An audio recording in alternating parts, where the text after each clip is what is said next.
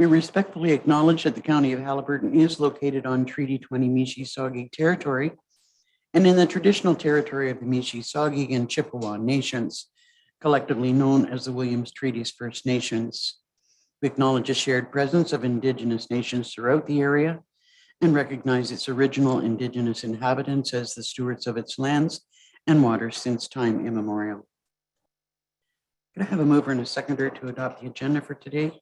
Councillor DeVolen and Shell. Thank you. Moved by Councillor DeVolen, seconded by Councillor Shell. Be it resolved that the June 22nd, 2022 Haliburton County Council agenda be approved. All in favor? That's carried. Is there any notice of pecuniary interest or general nature thereof today? Hearing none. Could I have a mover and a seconder to adopt the minutes of May 25th? Councillor Royale and Roberts. Moved by Councillor Ryle, seconded by Councillor Roberts. Be it resolved that the minutes from the May 25th, 2022 meeting of Haliburton County Council be adopted as circulated. All in favor? It's carried. Don't believe we have any business arising from the previous meeting. We have some weighty delegations today, so we'll move right into them. The first being the Muskoka Watershed Council, and we have Peter Lemoyne with us, and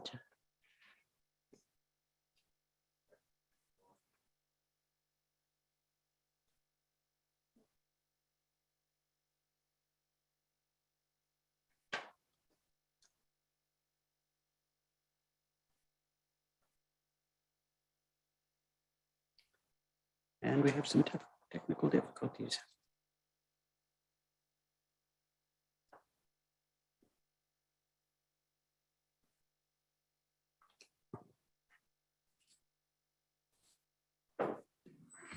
Good morning. Good morning.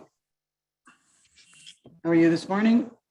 Very good, thanks. How's everyone there? We're all good. If you want to go ahead with your presentation. All right, well, thank you very much for the opportunity to speak with you today.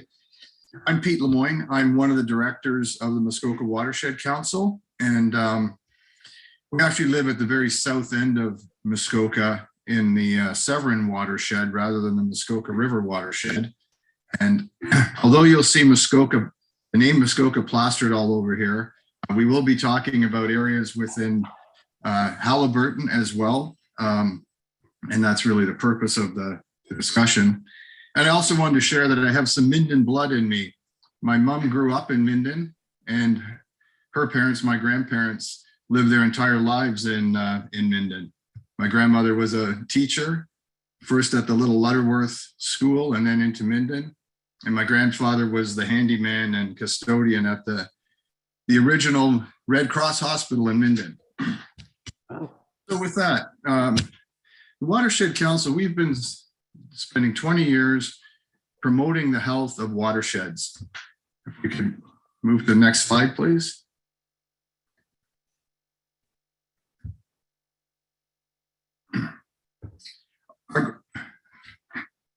Okay, that went too, but that's okay. Our goal continues to be to promote watershed health. So we do that in really three main ways. We develop science-based projects to understand the risks and the opportunities to enhance watershed health across the whole area. We also develop policies, positions to advocate for sustainable land use practices, and we develop publications and outreach educational materials and deliver them based on the science that we've learned through the programs we've done. Next slide, please. So the area of interest that the Watershed Council looks at is the Muskoka River watershed, which is shown in green there, and then also the Black and Severn watersheds, since part of the district of Muskoka is situated there. As you can see from the map, and I'm sure you're already aware of this, a big chunk of the headwaters of the Muskoka River watershed are in the township of Algonquin Highlands, including Quagama Lake shows up there. And then there's parts of the other townships within Haliburton that also come into the Black and the Severn River watersheds. So our focus is beyond the Muskoka borders, where it makes where it comes into into a similar watershed, and that's certainly our interest in reaching out to folks like yourselves to have involvement for all the people that are impacted and could impact the watersheds collectively.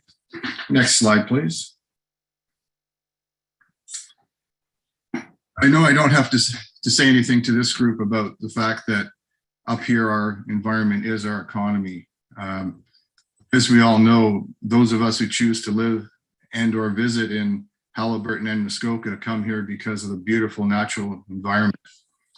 We all have a vested interest to protect and enhance that environment for future generations, our grandchildren, and for economic reasons, of course. Next slide, please. The Watershed Council consists of about 30 to 40 volunteers from across the watershed. We have in the past and continue to have some representatives, members from Haliburton County, which we really appreciate and would like to continue to encourage. There's seven directors on the board that are elected by those members, and then 2 that are appointed by the District of Muskoka. Next slide, please. We can pass right over this one just to talk about some initiatives. Our biggest initiative, I would say right now, is integrated watershed management, to create a plan that takes into account everything that impacts not just the environment, but also the economy and society's needs. We first started talking about bringing integrated watershed management to the Muskoka River watershed back in 2018. And it was actually the theme of our summit on the environment in 2019. And that coincided with the brutal floods that hit across everywhere in the watershed. Due to that, the flooding, the damage, and I guess the publicity, the provincial government put together a team they called the Muskoka Watershed Advisory Group to look at the entire watershed beyond the borders of the District of Muskoka and come up with recommendations to help either reduce or eliminate, reduce is probably the better word, flooding in the future, particularly with climate change. Next slide, please. So the recommendations from that group were accepted by the provincial government, and they funded to the tune of almost $5 million, 12 projects to really create a baseline of data that would allow for an integrated watershed management plan to be created.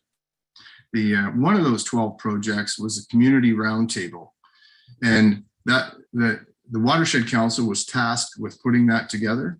And the goal of the roundtable is to pull in the perspectives of all stakeholders within the watershed. So that would include people from lake associations, the Indigenous sector, tourism, construction, which is not often pulled in when you're talking about environment, municipal and provincial governments, and water power.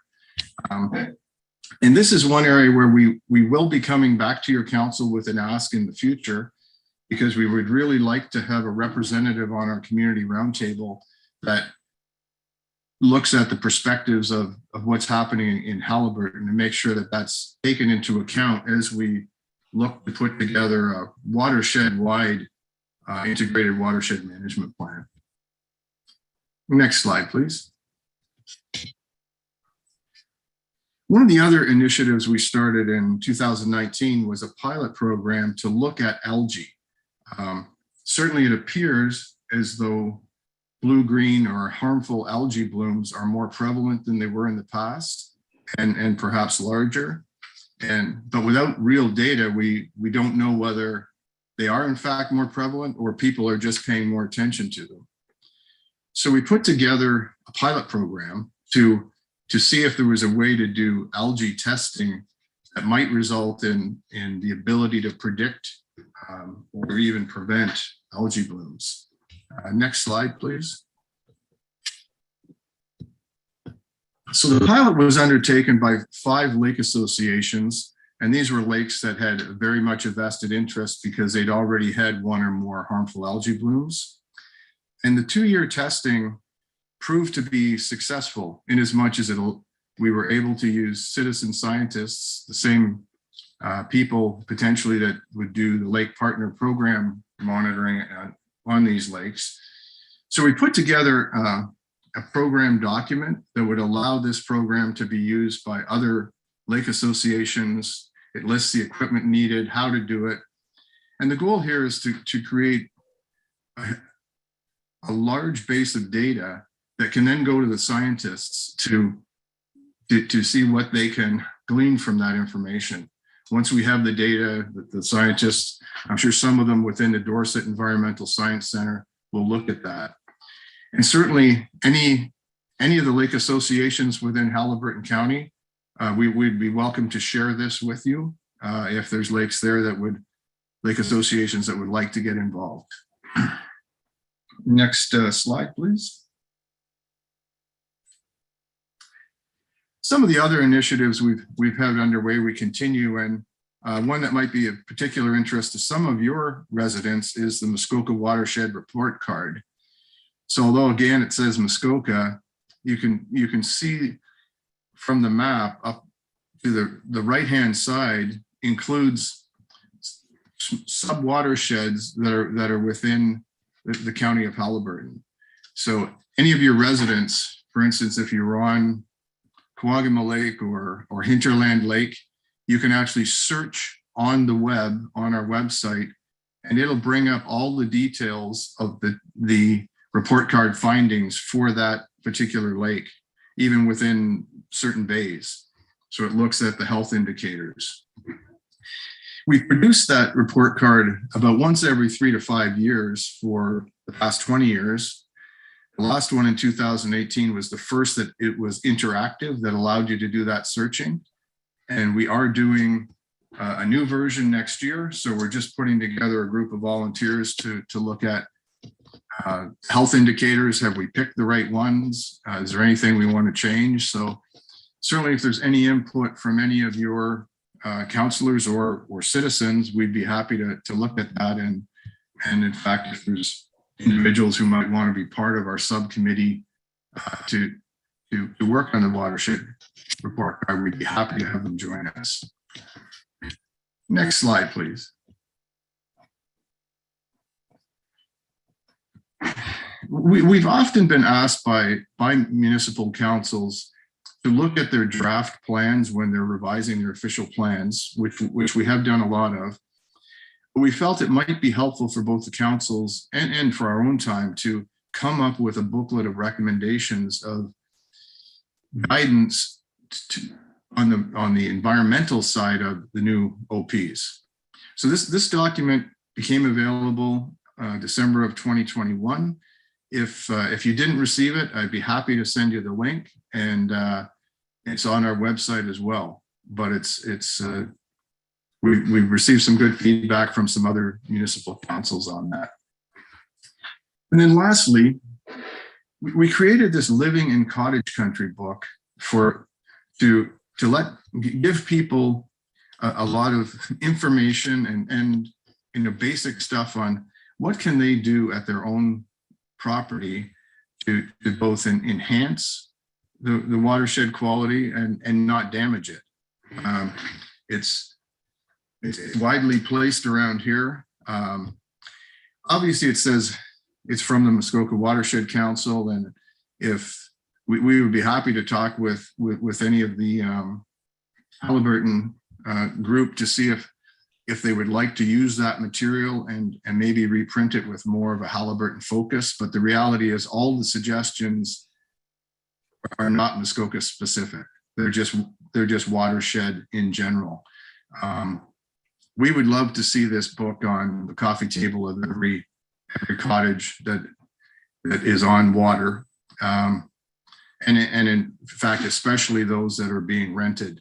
And we are encouraging municipal councils that if or as they create licensing for short-term rentals, it'd be terrific if this booklet was included with the licensing package that goes out to all of your licensees. So really, that's what I wanted to share this morning. Be happy to take any questions or comments. Thank you. Thank you so much, Peter. Most informative. I wonder if members of council have questions or comments that they'd like to make. Start with Councillor Moffat. Yeah, thank you. This is the second time I've seen this presentation, but happy to see it again. And I think folks will know I've decided the last few months of my career will be harping on this topic, but that's okay. The work of the Muskoka Watershed Council is my vision for the Upper Trent watershed. And I've been talking about that for a couple of years, and I think folks agree that that's a good direction to consider. I think the collaborative nature of what this group does is what we should be aiming for. In Hellbert County, we have, I don't know, a number of groups that are working on a lot of similar issues, but they're working on them individually as opposed to at one table. And I would like to suggest that those groups are, our very next delegation, and CHA and UTWUMP and CEWF. So some of this work is already being done, but it shouldn't be done in silos. So I think the county should have a separate conversation. We've made a decision to have go in sort of a lake health portfolio at this level in relation to our shoreline work. I would like to see us continue that conversation in a little more in depth and try and get the various parties to the table for all the pieces that make up lake health. It's an exciting opportunity that's been offered, and I think there's a great model there for us to copy and do a very similar thing here for all the reasons that we've been talking about for months and months around lake health and economy and lifestyle and how the community's changed. So thank you for the presentation, and this won't be the last time you hear from me on this one. Thank you. Thank you. Thank you. Councillor Roberts and then Councillor DeVolen. Okay, thank you. Thank you for your 20 years of work and dedicated to the water and protecting the lakes, because we're in the same situation here. We too at Dysart had a delegation by Kevin Trimble, and there was a couple of other slides that weren't included in your slide deck. And one of them that really caught my attention at that time was the program that you call the Natural Edge. So Kevin sent that and forwarded that to our clerk, who sent it out to all of Dysart Council. And I think it's an absolutely fantastic program. So could you speak to that program a little bit, or? Certainly, yeah. And I have to admit that I kind of passed over it because I wasn't sure of our capability of delivering it throughout the Hellbert County. So I will make sure I will find out about that. But yeah, it's a follow on. Really, the Love Your Lake program is one that we do every year. It's financially supported by the Canadian Wildlife Federation and Watersheds Canada. And what it consists of, we actually survey about 700 waterfront properties from the water. So it's generally environmental students that do the work from a canoe or kayak, so they don't set foot on anyone's property. And they go through a checklist and really take a look at how natural the waterfront property is for that specific taxpayer, and provide a free report to that taxpayer on what their waterfront looks like and how they could potentially improve it if they wanted to. Entirely volunteer, of course. And then those individuals or anyone else can also come to us for the Natural Edge program. And this is where we'll actually come out to a property and work with the owner to create a plan of what sort of native species could be planted where, and just some maybe minor, maybe more significant changes to their waterfront to really improve it. And if they choose to, they can pay $250, which will include all of the native species, the actual plants and shrubs we've talked about that are worth more than $250, plus some help to plant them. So those two programs we've been doing for a number of years. We've got about 700 cottages set up to do this year. Actually, the lake we're on, Morrison, is one of those, about 200 properties. And it is a terrific opportunity to reach all of the taxpayers who, many of whom never show up to a lake association meeting or even pay attention to what's going on the lake. So certainly we'd be happy to look at how we could assist Hellbert County with those programs as well. You have a follow-up? Go Yeah, ahead. just to follow up mainly to county councilors. Thank you for explaining that program, because that's one thing we've just been debating for a few years, a shoreline preservation bylaw that is, I would call it, on hold for now. But one of the things that has constantly came up in that discussion was the revitalization of existing properties. There was nothing in a bylaw because it was a site alteration bylaw. So there was nothing in our bylaw that promoted to revitalize those shorelines that are grass to the lake, which are historic or are out there. And so we don't necessarily need your support. We could duplicate that here probably by ourselves. But I think seeing that program, it was a real hands-on, very realistic financial, not a heavy cost to either the property owner or probably to any county or anything. So it was an excellent program to revitalize those properties. So maybe you could forward that information through our clerk and send that out. Absolutely. Yes, I'll do that. Thank you. Councillor Dolan. Well, thank you for your presentation. The reason I got involved with municipal politics was to do with water issues, originally starting with quantitative issues, not knowing that eventually the qualitative components of it will be the next logical step. In Minden Hills, obviously with flooding that leveraged this, we created the Upper Trent Water Management Partnership, which took a watershed approach to it, and specifically the reservoir lakes, which is more than just Hellbert County, but another couple of jurisdictions that are in it. And in Minden Hills, the Gull and the Burnt River, under that organization, we've been able to further our needs. But in Minden Hills, we also have your Black River. And to me, this is a logical extension to formalize, not only from the county's perspective, but Minden Hills is you're the last piece of the puzzle in Minden Hills that watershed needs to be formally recognized in a relationship with the Muskoka watershed.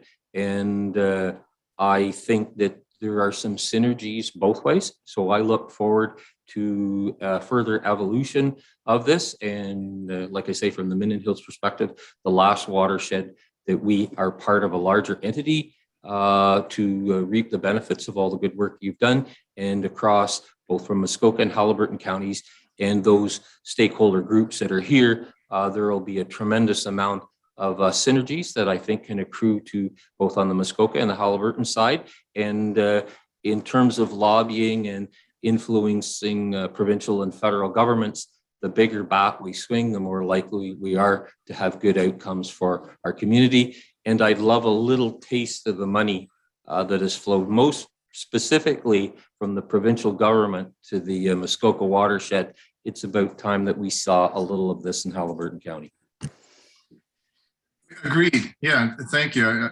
I'm 100% in sync with what everyone here has said, and be happy to be the liaison between Hellbert County and Muskoka Watershed Council. So I would ask the clerk to feel free to pass on my contact information to all the councilors. And if any of you would like to reach out to me directly, then we can set up more of an interaction.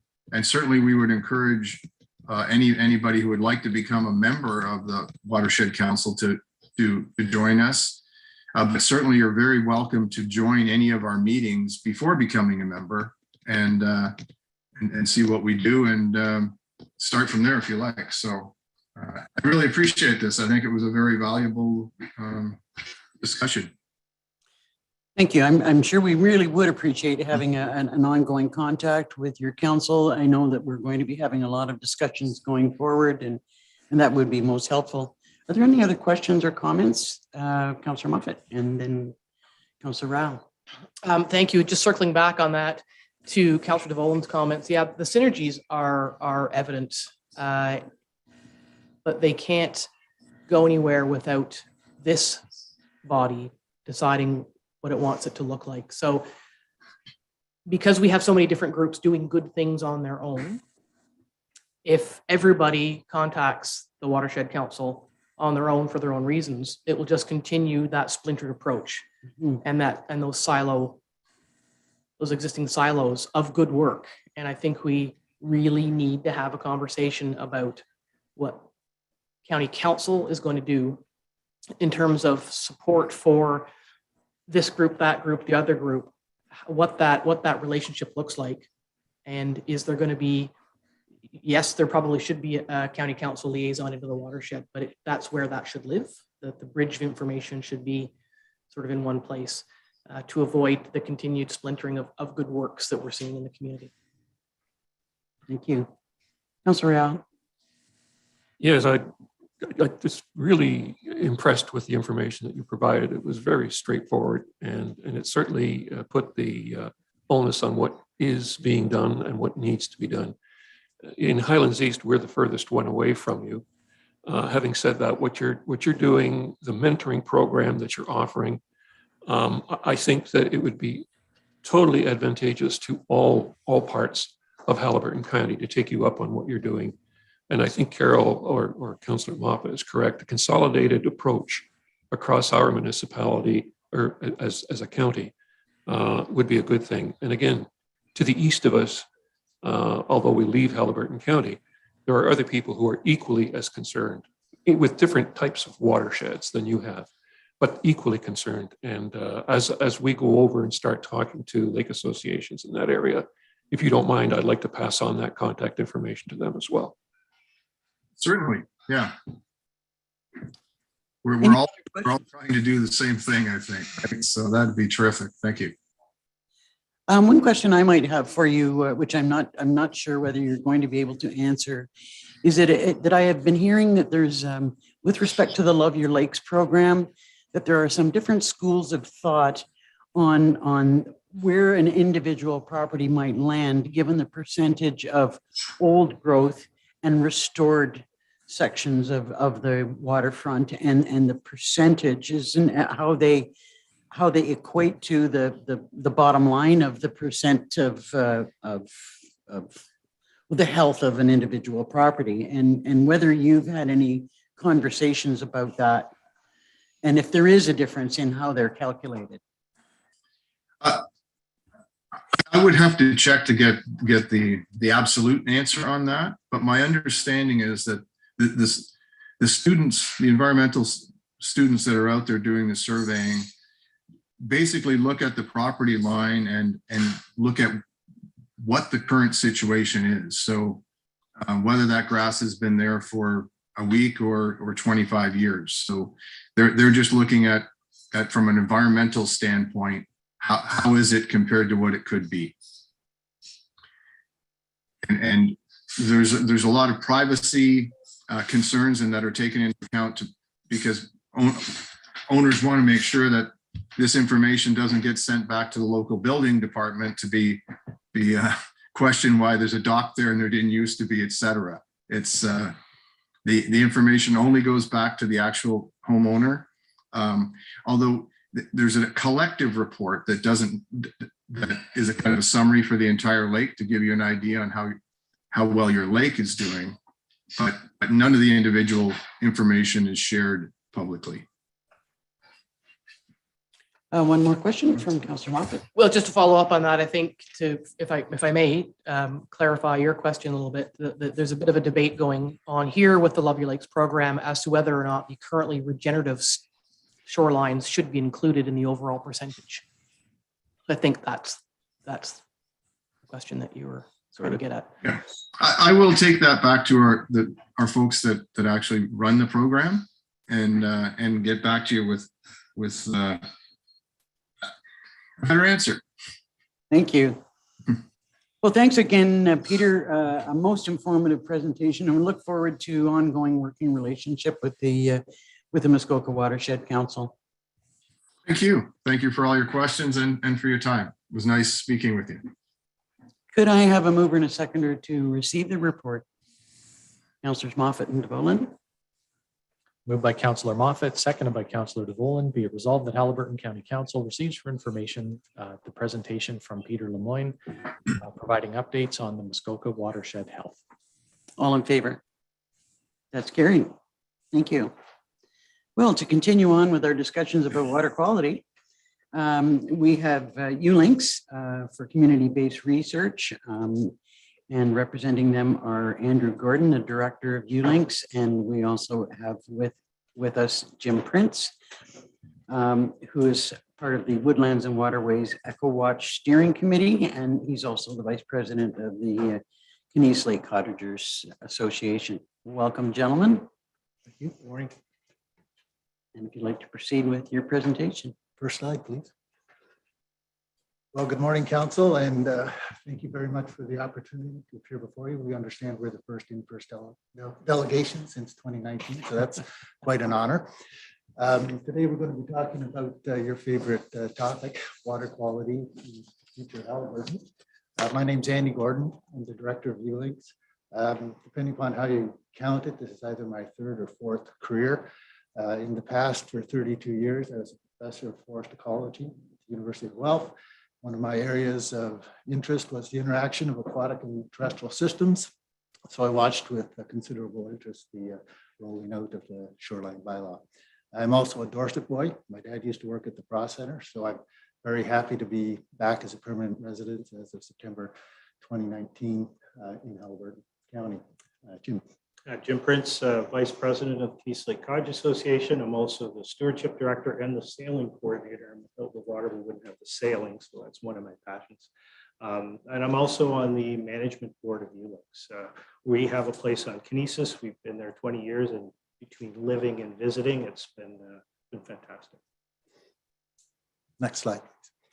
So this is our presentation outline. I'm going to just say a few words about ULinks, talk to you about one of our current initiatives that's been underway since 2019, talk to you about a proposed water pilot quality testing program that we're initiating in 2022. Jim is going to introduce a little bit of work on a case study up at Kenesaw Lake. We'll talk about the need for watershed health monitoring in Hellbert County. I'm sure you all are aware of this. We will be making a request to council for financial support, and there'll be time at the end for questions.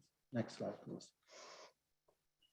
So I'm sure many of you know what ULinks is. We've been in the county for 23 plus years. We're not for profit. We're part of the Hellbert County Co-op. We work in the cultural, social, economic and environmental sectors, principally in the environmental one. About 80% of our work is there. And we're research brokers. So we find individuals and organizations in Hellbert County that have problems in those sectors I just mentioned. And we match them up with students and faculty at Trent. Since its inception, we've had 2,500 students contribute to Hellbert County. They've produced almost 450 research reports, all of which are searchable and documented on our website. And the important distinction between our type of research and academic research is that ours is community-based. All of the problems and ideas originate within the county. And so every single one of those 450 reports is very relevant and germane. Next, please. So just a couple of examples of some things we've done in the past. The first two are pertinent to what we're talking about today. So some shoreline research conducted by students on Kenesaw Lake in 2010 led to the Love Your Lake program, which supported shoreline assessments on over 60 lakes. A student project, Benthic biomonitoring on Cushog Lake, led to the entire creation of the Woodlands and Waterways Eco Watch program. I'll talk both about Benthic biomonitoring and that program.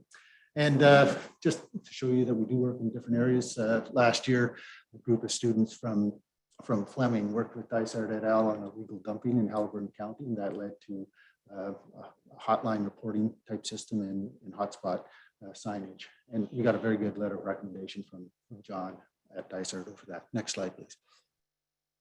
So the Woodlands and Waterways Watch program was established in 2019. It's a partnership between Trent, Fleming, ourselves, and the Hellbert Highland Land Trust. And our job is simple, or its job is simple. We are very interested in monitoring and the future health of the forests and lakes of Hellbert County. Next, please. So today, I'm not going to be talking about the terrestrial component at all. We're going to concentrate on aquatic health of our lakes. And one of the ways we do that is through the measurement and the tally of benthic macroinvertebrates. Next slide, please. And those three that are circled there, the caddis flies, the mayflies, and the other group, which I can't see, my glasses on, damsel flies, they are very important, and they are a very good indicator of water quality. So when they're present, we generally tend to have good water quality, and when they're absent, they are very generally most likely to have poor water quality. Next slide, please. So one of the reasons we got into this, if you look at the diagram on the right, those dots represent sampling points by the Ontario Benthic Biomonitoring Network. That organization doesn't actually conduct a lot of its own sampling, but it relies on partners. So in the upper northwest corner of that slide there, all those dots would have been conducted by people associated with the Muskoka Watershed Council and other organizations. And then, of course, below, you'll see all the ones that are done by Portha Lakes, and you'll see the big gap in the middle that is Hellbert County. That slide on the left actually should be dated 2019. That's an error there. And so on the right, you can see where the Woodlands Waterways Eco-Watch program, which we refer to as WOO, has been sampling. We are now up to 24 lakes. Next, please. So we started in 2019 with 7 lakes, and as I've indicated, we've grown it to 24 lakes.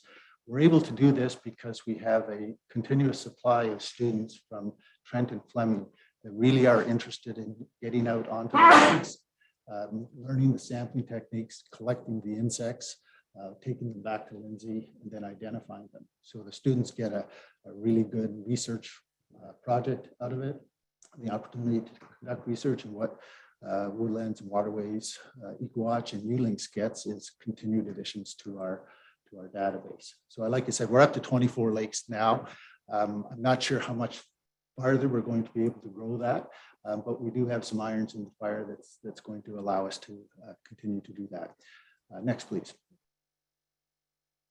So our previous guest talked about citizen sciences. This is, again, one way in which we're able to bring manpower to bear on what is turning out to be a very large task. So we regularly offer in-class and field courses training to individuals who are interested to OBBN standards. This year we put an ad in the paper. The class was filled within 24 hours. So we had 10 students. All of them are local. 3 of them opted to write the final exam. And so now we have 3 more individuals who are capable of helping us in identifying benthic invertebrates in the county. We've also received some funding from the federal government under the New Horizons program, which is targeting senior scientists. So I'm a senior myself, and I'm not dead yet. So there's a lot of enthusiasm and wealth of knowledge out there. And in many of our lake associations, we find that senior scientists are heavily involved. Next, please. This is some of my own data from boreal lakes up north of Cochrane. So the actual data itself isn't relevant to this particular discussion, but it does illustrate a very interesting statistical approach. So with benthic data and with gathered water quality parameters, plugging it into some fairly complicated statistical programs, you can actually start to tease out lakes. So in the example given there, the lakes on the left-hand side have high dissolved organic carbon content, low pH, and the lakes on the right-hand side have the exact opposite. So we can do exactly the same thing for all of the lakes in Hellbert County. So we may find that Hellbert, Redstone, and Kinesis have a certain level of water quality, and that Musquavi and Cedar have a different type of water quality. And then you as council can ask the political questions as to why that difference actually exists. So this is where we're going with ULinks. Next, please. So need for watershed health monitoring in Hellbert County. I'm probably going to sound like a broken record here. Hindsight's 2020. We should have started this back in the acid rain era. We would have had 60 years of data to fall back on. We now need to establish baselines against which future actions can be measured. We need to evaluate legislation that your council has initiated. So what is the effectiveness of it? You're obviously interested in climate change. You've hired a new climate change coordinator, and that's sweeping over the county as we speak. And that is going to have some severe impacts on water quality as well. And as our previous guest alluded to, clean water is simply translatable into dollars, whether they're tourism dollars or building permits, property development, et cetera. This is a statistic you might be interested in. We have calculated that Hellbert County, sitting at the top of the watershed, contributes 2.1 billion cubic meters of water to watersheds at lower elevations. There's two important points about this. We do not want to have an individual die in Trenton of E. coli and have somebody trace it back to a lake in Hellbert County. And the second point is simply a moral one. Living in this beautiful area at the head watershed, it behooves us to pass on to lower watersheds the best water quality that we can. Next, please. So there have been some historical lake water quality sampling programs in the county, and I'm going to pass it over to Jim for a few minutes to tell you a little about those. Next slide, please. Yeah, so I'm going to talk a little bit about one lake association's journey in water quality monitoring. On the Kinesis Lakes, we've been had the benefit of water quality monitoring for about 20 years. One program that most of the lakes in Hellbert County, the lakes with lake associations, have the benefit of participating in is the Lake Partners Program. 4 parameters are sampled: clarity, total phosphorus, calcium, and chlorides. One time a year in the spring, and again, citizen scientists. So on Kinesis, we have 3 folks. Every year they get out in their canoe or their tinny, and they go out and do the sampling, ship it off to Dorset. It's all pre-coordinated and packaged. Fantastic, and we have that data. I'll show you a little bit of that data. The other program, which is much less frequent, maybe every 5 to 8 years, is the Ministry of Environment, Conservation and Parks, Ontario government, and they have a lake trout program. And again, infrequently, because every 5 to 8 years, and it's been quite a while since the last event on Kinesis, they do a broad sampling and analysis approach. And that chart on the right shows you the parameters that are sampled by the MECP, and relatively speaking, the very few parameters that are collected by the Lake Partner program. Next slide. So on the Kinesis Lakes, fortunately, the MECP came, and in 2015, we had quite a significant wake-up call. MECP came, and in the next slide, if you look at the spike in 2015, we had about 30% increase in total phosphorus and ammonia compounds. Those are nutrients from septics. We don't have agriculture. God forbid, we don't have many folks that fertilize their lawns. We probably have a few, but that would be a smaller contribution. And the folks from MECP said that's likely where the nutrients are coming from. So that was a big spike. And we encouraged them to come back the next year to make sure it wasn't an anomaly. So they returned in 2016, and both lakes were still high. The big lake had a little bit better results. The blue bars are Kinesis Lake, the red bars are Little Kinesis Lake. Next slide. And over the years from the early 20s, when we started monitoring until now, you can see that increase in total phosphorus. The red line across the top is 10 micrograms per liter, which is considered a limit for healthy lakes in terms of total phosphorus. So we're still in the healthy lake range, but we're trending in the wrong direction. So one thing to note about the Kinesis Lakes, and this is historically the way we subdivided properties around the lakes, Kinesis has 760 properties. Little Kinesis has 280 properties, and Big Kinesis, we have 10 times the water volume. So Little Kinesis it's at capacity formally, technically, according to our zoning bylaws, but it's probably over capacity. And that's a relic of the way we subdivided in the past. Next slide. So in 2020, we did have a blue-green algae event in Little Kinesis. The other thing that's important to note here, so we don't really know why. There were 11 events in the fall around November 2020 with a very, very calm a few days, typical for blue-green algae events. It was a very small one in Little Kinesis, reported to the MECP and confirmed by a couple of limnologists. The one thing that's interesting here is you look at the total phosphorus in 2020 and it dropped. Now, we don't know why it dropped, but we do know that there was a really good DISART septic inspection program in 2018 and 2019. And it was the gold standard, if you remember, counselors from DISART. And in fact, if that was an effect, and it takes about half a year for Little Kinesis to actually turn over, if in fact the 30% of septics that were found damaged and repaired had that much of an effect, that would be amazing. But we don't know that because we're citizen scientists. We're just a lake association. And that's part of the reason we're here talking to you today. Next slide. So what did the Kinesis Lake Association do? As part of a response to what we saw in 2015, we went to the board and they approved a limited water quality testing program. We found that there wasn't a Hellbert-wide protocol parameter set up. We actually looked at Muskoka Watershed Council, we looked at the Kawarthas, and we got some early guidance from the MECP, from the Dorset lab, and the CHA happened to put on a really good water quality testing workshop right around the same time. So those were all good things in our benefit. We started a citizen scientist water quality testing program. It's a subset of the MECP parameters. We do 5 basins twice a year, usually July and September. And we test for dissolved oxygen and temp profiles, total phosphorus, ammonia, nitrates, and nitrites. And so we've been doing that since 2017 with a little break during the pandemic. But it's left us with some lingering questions. Are we sampling, again, citizen scientists, are we sampling for the correct indicators of lake health? What's the best timing for the sampling? We emulated the MECP program. Lake trout program, maybe there are better times to do that. Are our protocols acceptable? We base them on existing protocols, but we'd like some experts to have a look at that. And how do we analyze and distribute that data to our local community, the folks like you, and where do we put that data when we collect it? Because there isn't a great repository now. So there is actually, but none of us are doing it very well. And that's part of the reason for coming to you today to talk about water quality testing across Hellbert. Andy? Next slide, please. So here is our pilot water quality testing and monitoring program.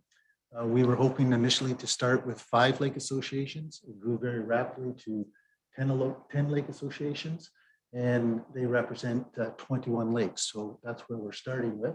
Pretty nicely distributed across the county. All of them participate in the LPP program. 60% of them are trout lakes, so they're subject to the MECP program. There has been some word coming down the pipe that that program is going to shut down. And about 50% of the lake associations undertake their own sampling. The thing that unites all of these lake associations is that they are absolutely passionate about good and improved water quality. Just a shout out to our sponsors at the bottom there who supported the development of this pilot water program. Next, please. We surveyed those 10 associations to find out what their thoughts were on water quality monitoring and water quality itself. Of course, the answers that came back were blue-green algae and nutrient loading from human activities. They felt that it was important to monitor water quality for both short and long-term trends and to provide scientific support for people like you to make decisions on health, environment, and development issues. Next, please.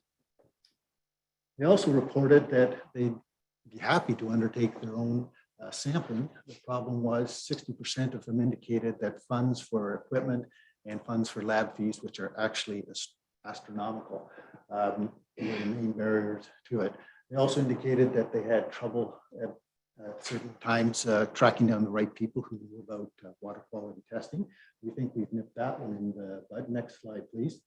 So just last week, on June 14th, we held a virtual water quality summit for Hellbert. We invited scientific experts, 6 of them from universities and government agencies. Invites went out to county staff and other stakeholders. We had approximately 50 people that showed up virtually. We discussed standard operating procedures, training cost, logistics, where to archive data, and I will certainly be happy to make these findings available to council and to the general public. In fact, it may be on our website as we speak. Next, please. So on the right-hand side, here is our pilot water quality proposed program. This slide was put together before the Water Quality Summit happened, so there's going to be some rejigging based on what the experts advised us, and their 4 major points are down at the bottom there, including, as we were planning on doing, but have never mentioned to anybody, including doing water quality sampling on an undeveloped lake so that we can actually start to follow that as well too. And you'll see some of the parameters are the same as some of the other programs and some are different. But like I said, it's going to be tweaked. But we've spent a lot of time thinking about this and reaching out to people who know and understand about water quality testing because we want to get it right. Next, please.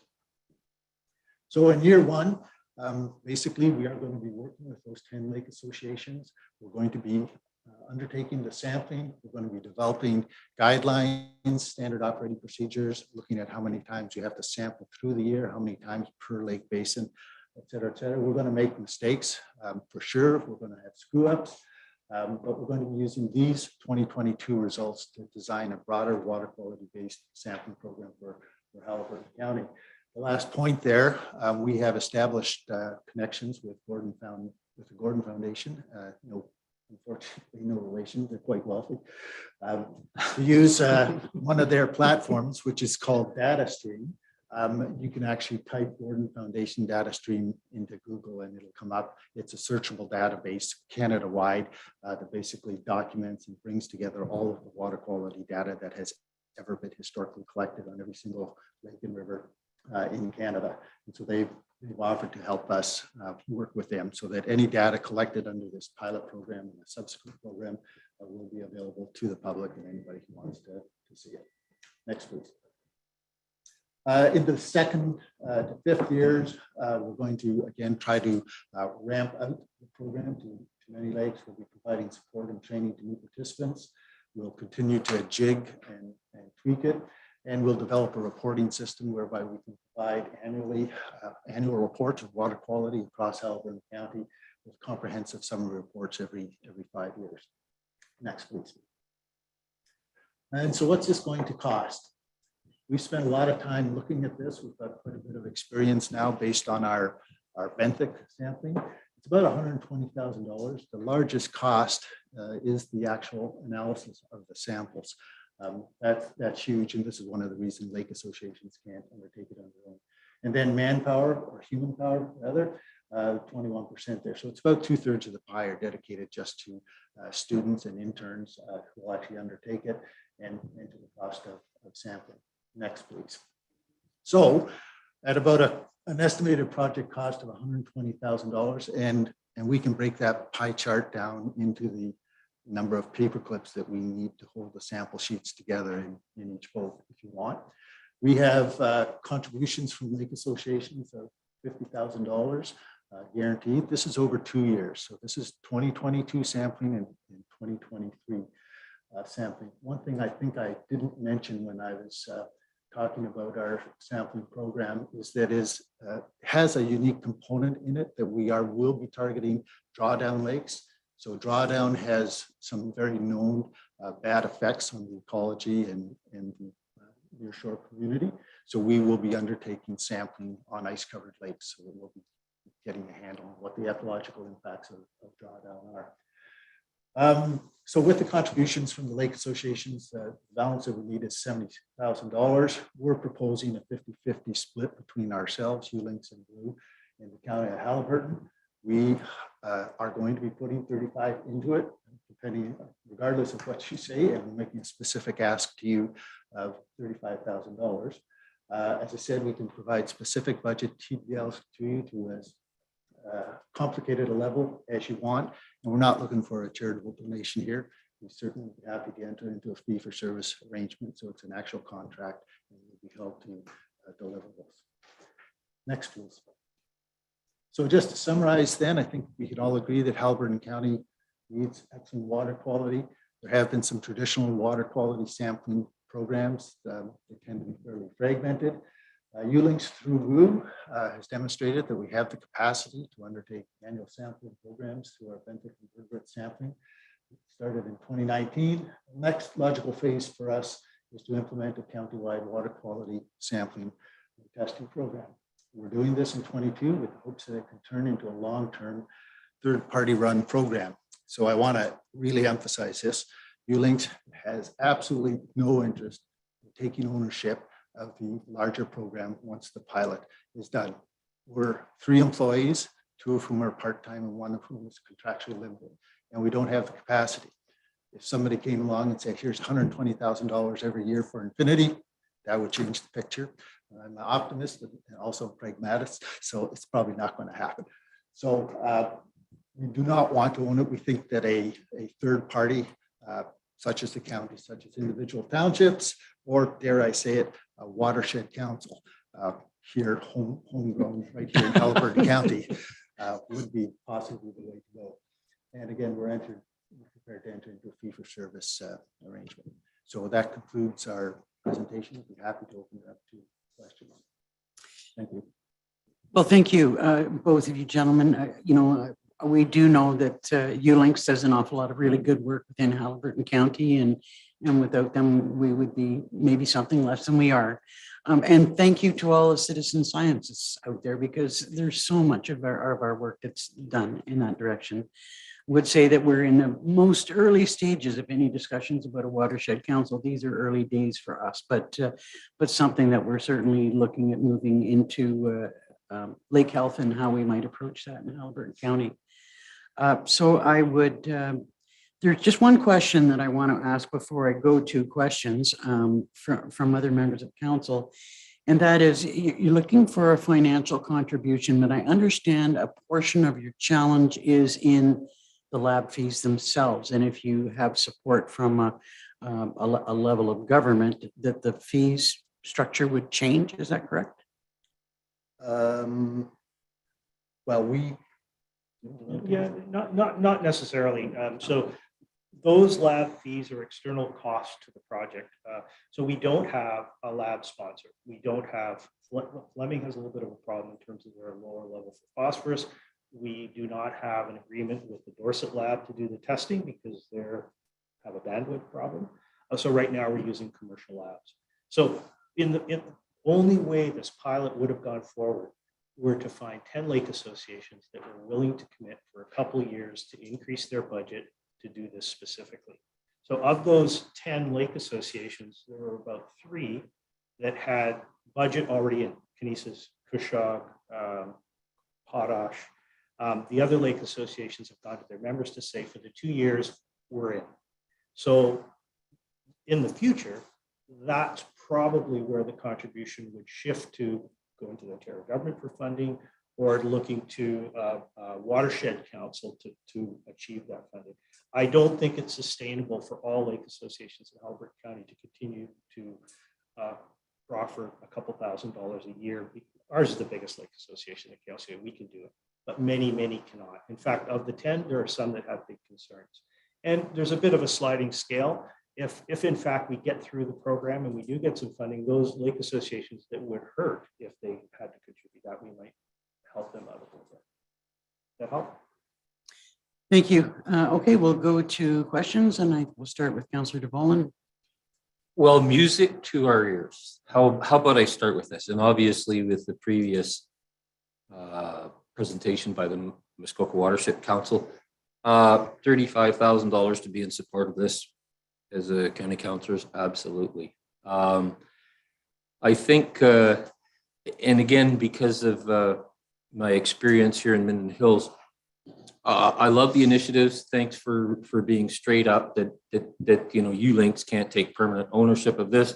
I'm sure my colleague on the other side of the table here, whatever the Upper Trent or Upwump body might be a good starting place for some of this to live, both with the previous presentation and yours.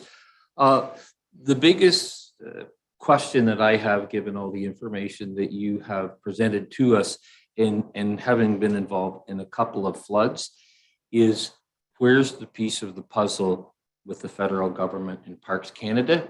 You've mentioned already that there's dynamics that are involved with drawdown, and my other colleague to my left with fishing and spawning over the almost 4 years he's been here, we've heard many parts. Do you have a short answer how we may roll them into this very, very good work that you have so that they're at the table and part of this process? Because for it to be an ultimate success, I think they have to be there. And the other part of it is, given the fact that the assets that are there are federal. And we're looking, you talked about provincial partnership for money. I think that there's at least an equal size and scale of funding that should come from the federal government as well. I can take a stab at that initially.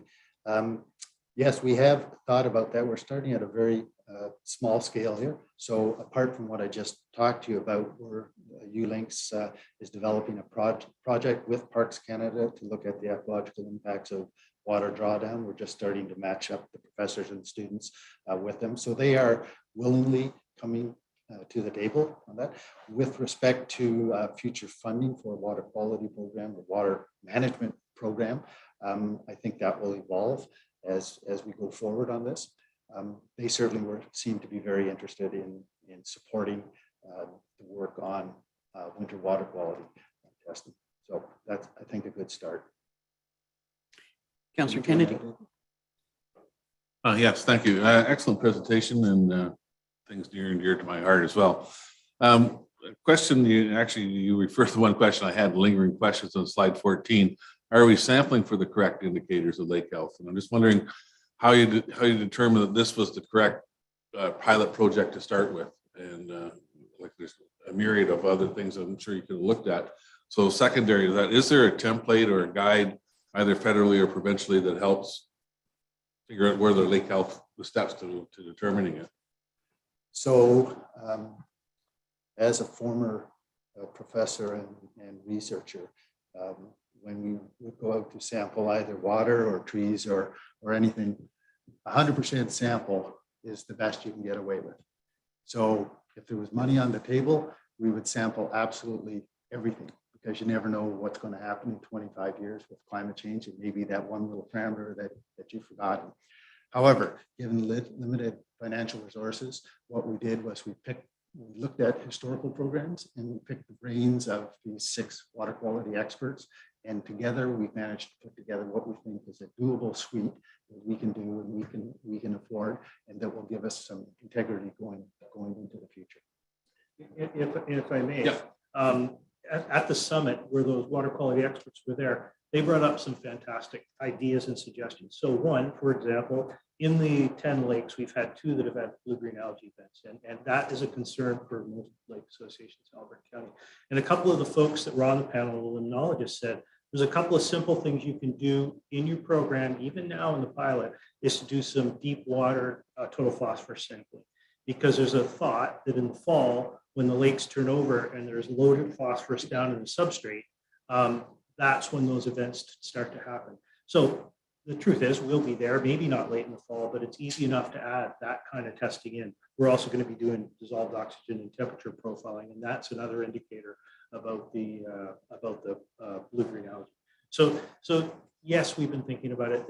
The other thing to add to Annie's is almost as like Councillor Moffat said, perhaps we aren't so desperate, the organizations in Hellbert County working in silos, but the provincial organizations sometimes are. So the MECP has a program that's just lake trout focused. The MNDNRF has a program which don't really talk to each other too much, and lake partners, nor do they. And so this has been a real journey for us, trying to talk to the separate organizations and bring it all together. So, Councillor Kennedy, I don't think there is a clear guideline, and that's one of the things we're struggling with. That's what we hope to get out of the end of this, some contribution to that. You have a follow-up? Yeah, just follow up. I agree. I'm still thrilled about conversations about watershed councils here for Hellbert County. And I think we've almost maybe have our own template that we've just gone through the exhaustive process of the community safety and well-being of bringing all the partners together under one umbrella. And I'm hoping that's the goal that we're going to try and achieve here. But I'll get back to my question is $120,000 for a 2-year pilot project. Any idea what an expanded program long-term might cost annually for that? Just exactly what we're doing here. So 120 for 2 years, is it 15,000 or is it 50,000 a year after? Interesting question. The more lakes you do, you're going to enjoy economies of scale to a certain extent. It will depend to a certain extent also on what parameters that we select and how much they cost out. I think probably 120,000 a year, or sorry, for 2 years, 60 a year. I think for $100,000 a year, you probably do the entire county. And just to add to that, in Muskoka, staff do the testing, so they're not citizen scientists. So there's a bit of a sliding scale you can exercise here. One of the major outcomes of this project will be how well can citizen science actually do the science well. That is important because there's some criticism of the Lake Partner Program, how well the testing's done, how well people look at the Secchi disc, and one person might say 20 meters, another person might say 12 meters. So those sorts of things, that'll be an outcome of this particular work. So if you can continue with citizen science for many of the sites, that will reduce the cost for sure. Councillor Moffat and then Councillor Roberts. Buckle up. Yeah, I have a whole page full of notes. Thank you. I generally concur with my colleagues that I'm pleased to see this, but I have enjoyed previous conversations with both of you, and I did encourage a little more openness. You asked for letters of support for this program from the municipalities earlier in the year, and I know we provided one, and I assume the other ones did too. I remember in that conversation saying, we've never heard of this program. And yet the program's been going since 2019, but we're caught up now, so that's good news. There is no question that what you're doing is really good stuff, and it is much needed. And as we know, sort of beating the same drum again, but lake health is quality, quantity, invasive species, fisheries, ground land use, climate change, emergency management, shorelines, and fluctuating water levels. We know that. There are other groups. So we have the Upper Trent Watershed Management Partnership, which was mentioned earlier, 6 townships that make up the Upper Trent Watershed. CHA, of course, has 50 plus members. It's currently undertaking its own study on, or going to undertake its own study on what kind of sampling should be being done. CEWF, the Coalition for Equitable Water Flow, 32 members. It has all the flow data and the drawdown information you could ever want to know in the setting of the sun. So I would encourage working with them. They are also the only organization that has an ongoing working inside relationship with TSW at the federal level. So they're a very, very important partner to have at the table around this.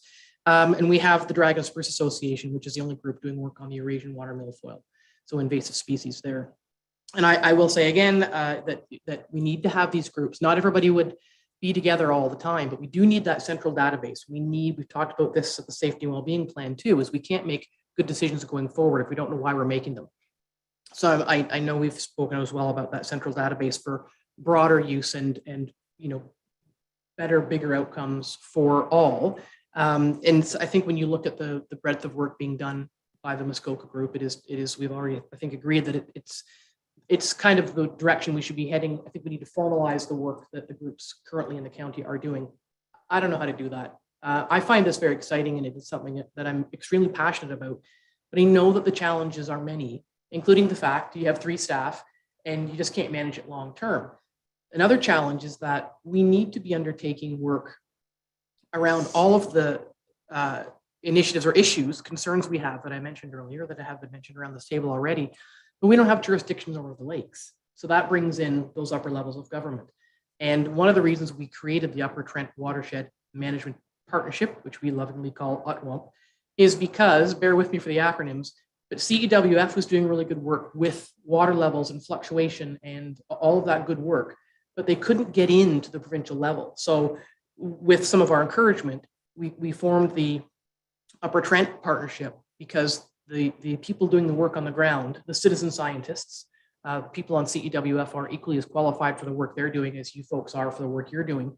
Then we could take delegations and to conferences and things. So we were the key to get into the provincial level. So that's also a very important relationship.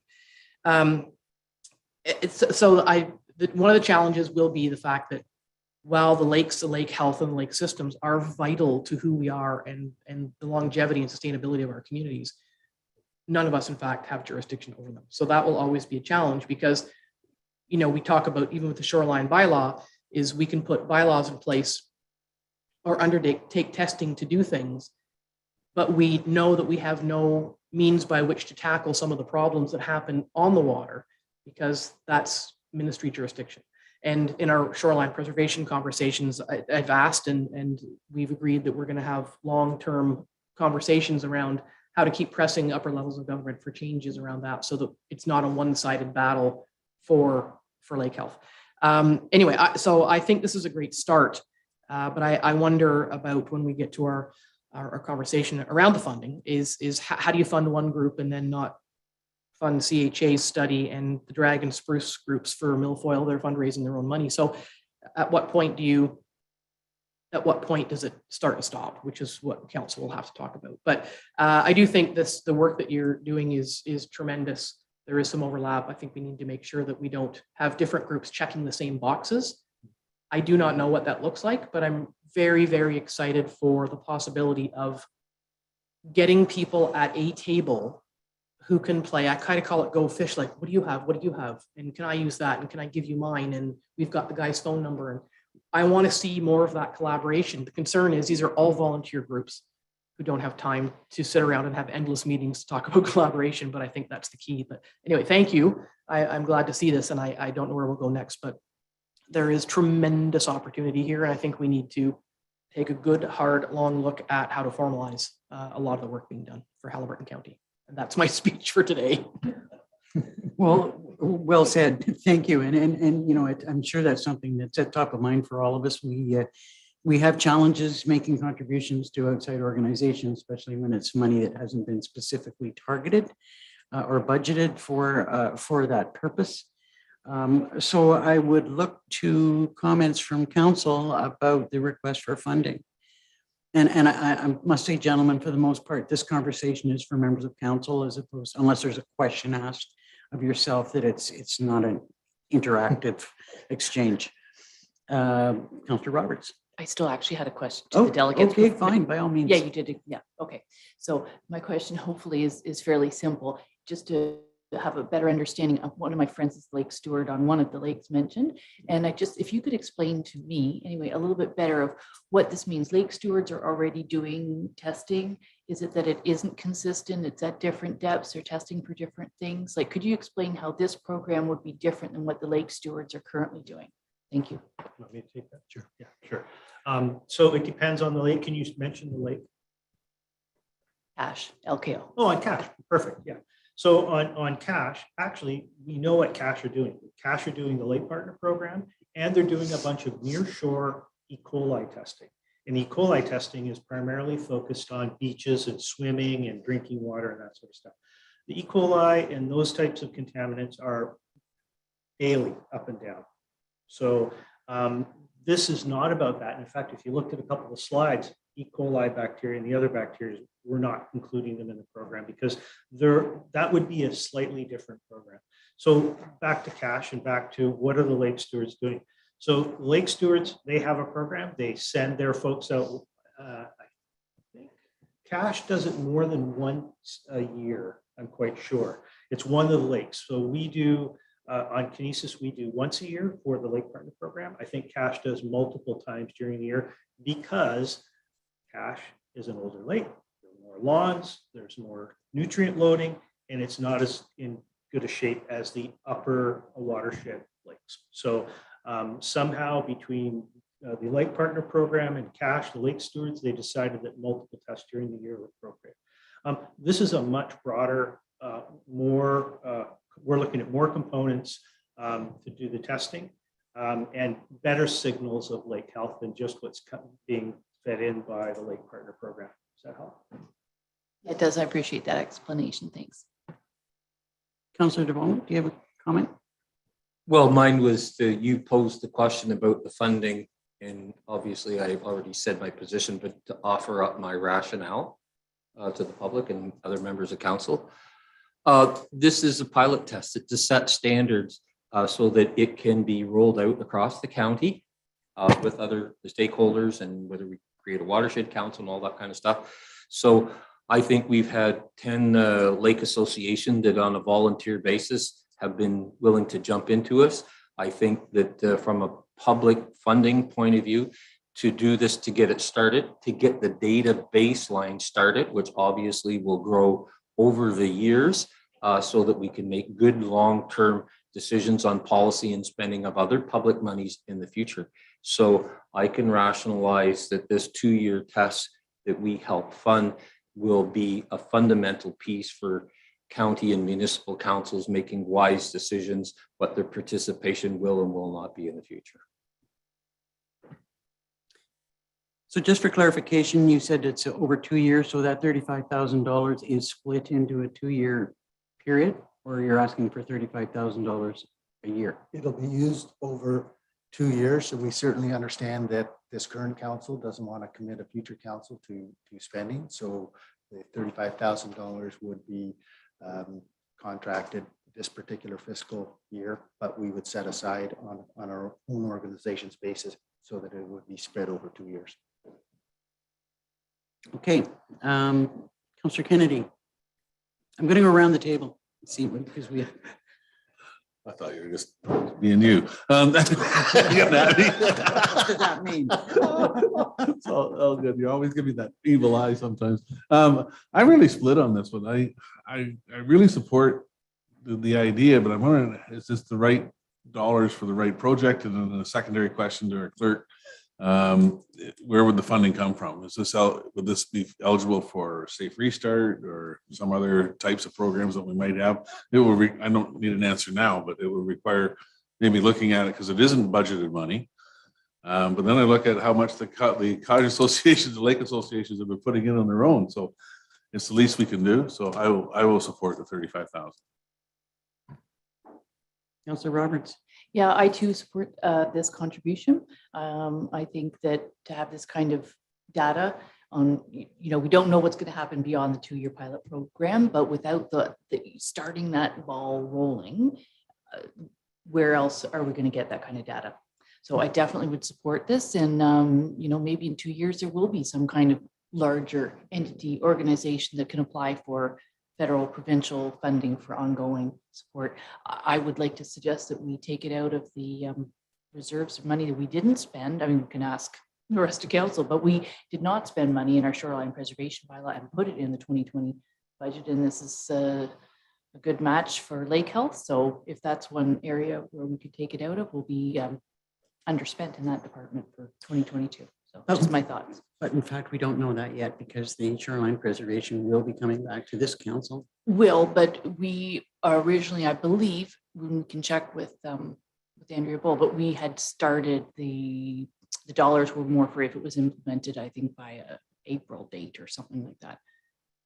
So even with the outcome, even if something did pass in this term of council, I would think we'll be underspent. Councillor Shell. Thank you. I would agree with all of the comments made today. And I think $35,000 over 2 years certainly isn't a big ask, and especially for the kind of information we're going to get. So I'm in favor. Councillor Rao. I have a tendency to agree. I think, though, in reflecting on this, that this is going to be part of a bigger picture in the long run. We're going to be looking at this as part of a growing project. We're starting with $35,000 over 2 years.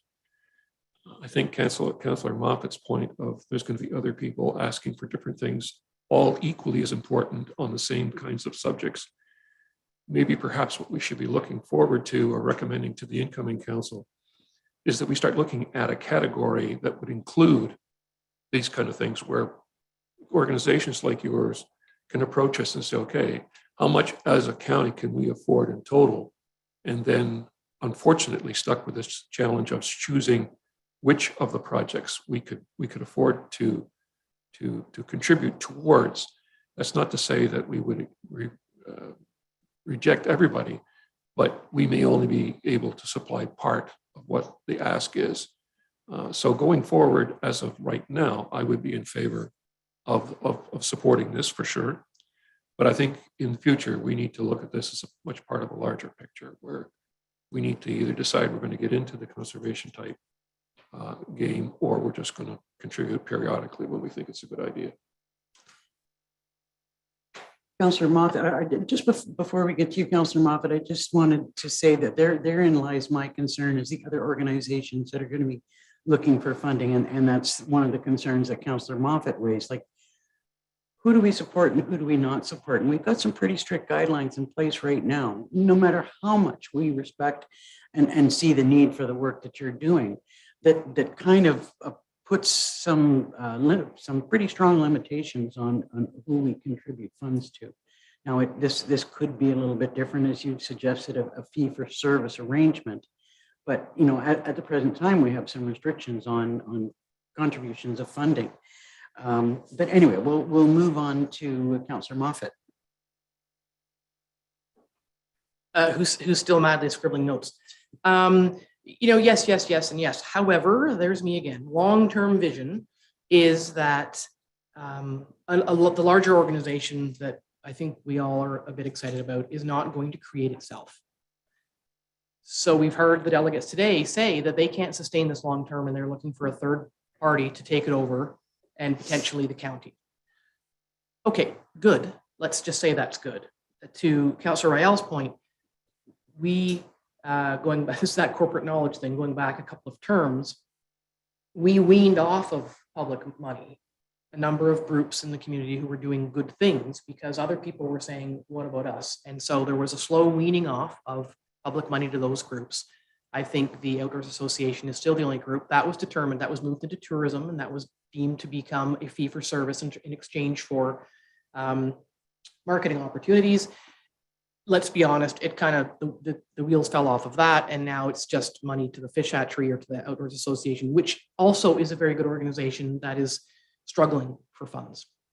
It also feeds into the greater picture of lake health, not specifically in relation to what this project does, but in that bigger picture.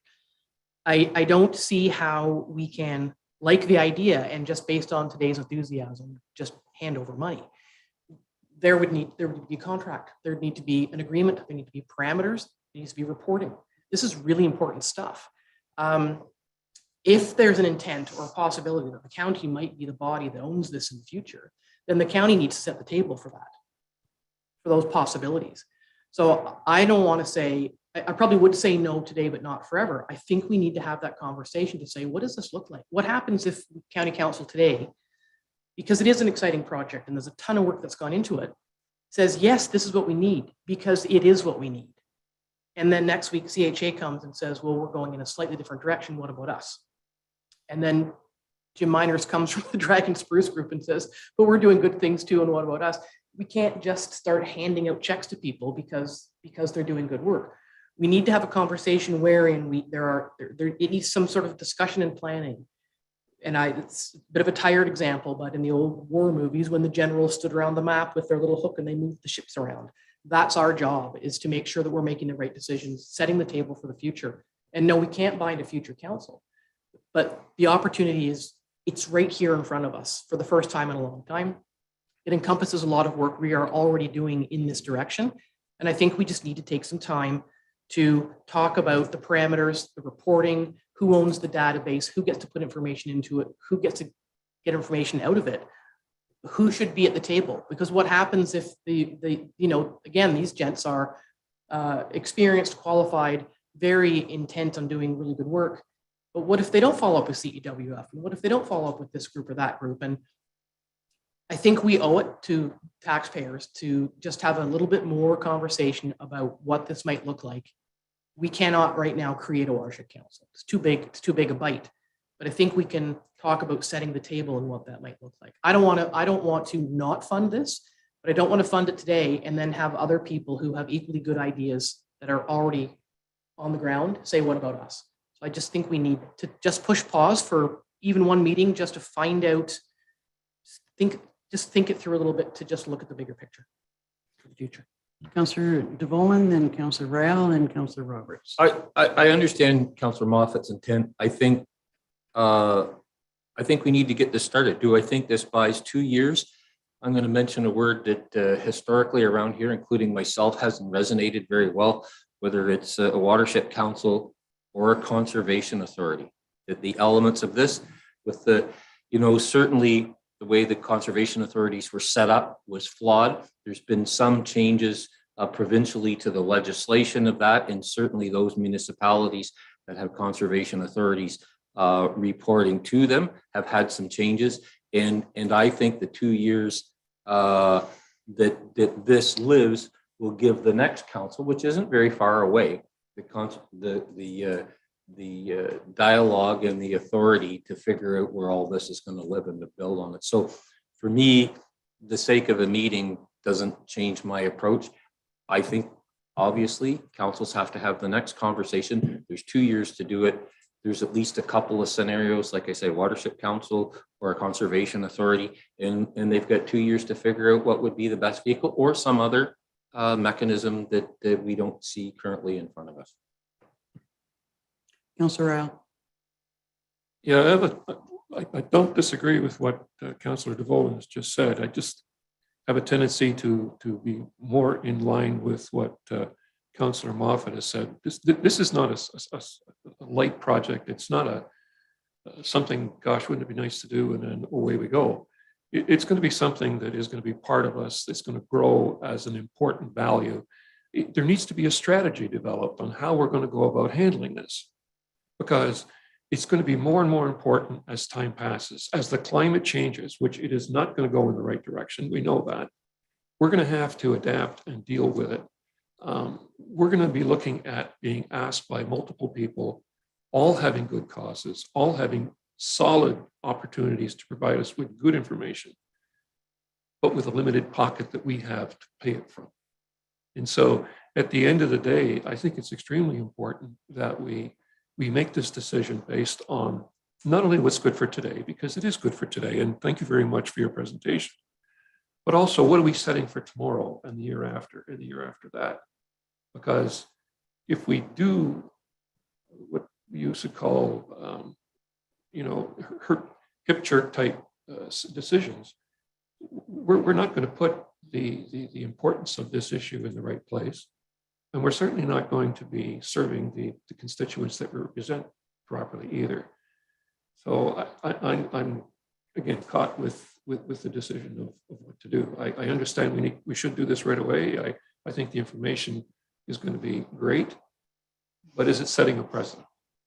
And that's my concern. Councillor Roberts, then Councillor Moffat.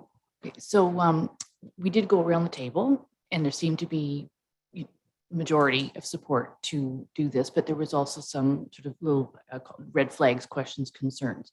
So I don't know what the draft resolution is. Usually the clerk, as CAO over there, has a draft resolution, but could we possibly hear from the delegates as to what we could maybe add or include in the resolution so that we could pass something today to move this project forward and ensure that there is accountability and reporting and everything. So I wonder if we could hear from the delegates first, or maybe hear from the clerk. I don't know which, but I think that was the intent, is that there would be reporting even in a year from now to say this is the 2022, data, and so that we do enter into an agreement, a partnership. We own that data. That's what I saw on one of the slides. Absolutely. So I don't know which. If we agree to the funding, there absolutely has to be some terms and agreements set for that. We'll go back to you, and then maybe we'll hear what the resolution says. And so I was going to weigh in with something very similar, is that as I mentioned, it's not a no, but there has to be accountability attached. And to me, it's the accountability that sets the table in the reporting, in the partnership, the partnerships. So we can't force them to be in touch with people, but we need to make sure that there is awareness of what other groups are doing, so that different groups aren't checking the same boxes. Let's not reinvent the wheel. Let's make this the first step towards something that works. We don't want to micromanage your work by any stretch, but we want to make sure that the work that is to be funded with public money. Look, $35,000 is not a lot of money, but it's not our money.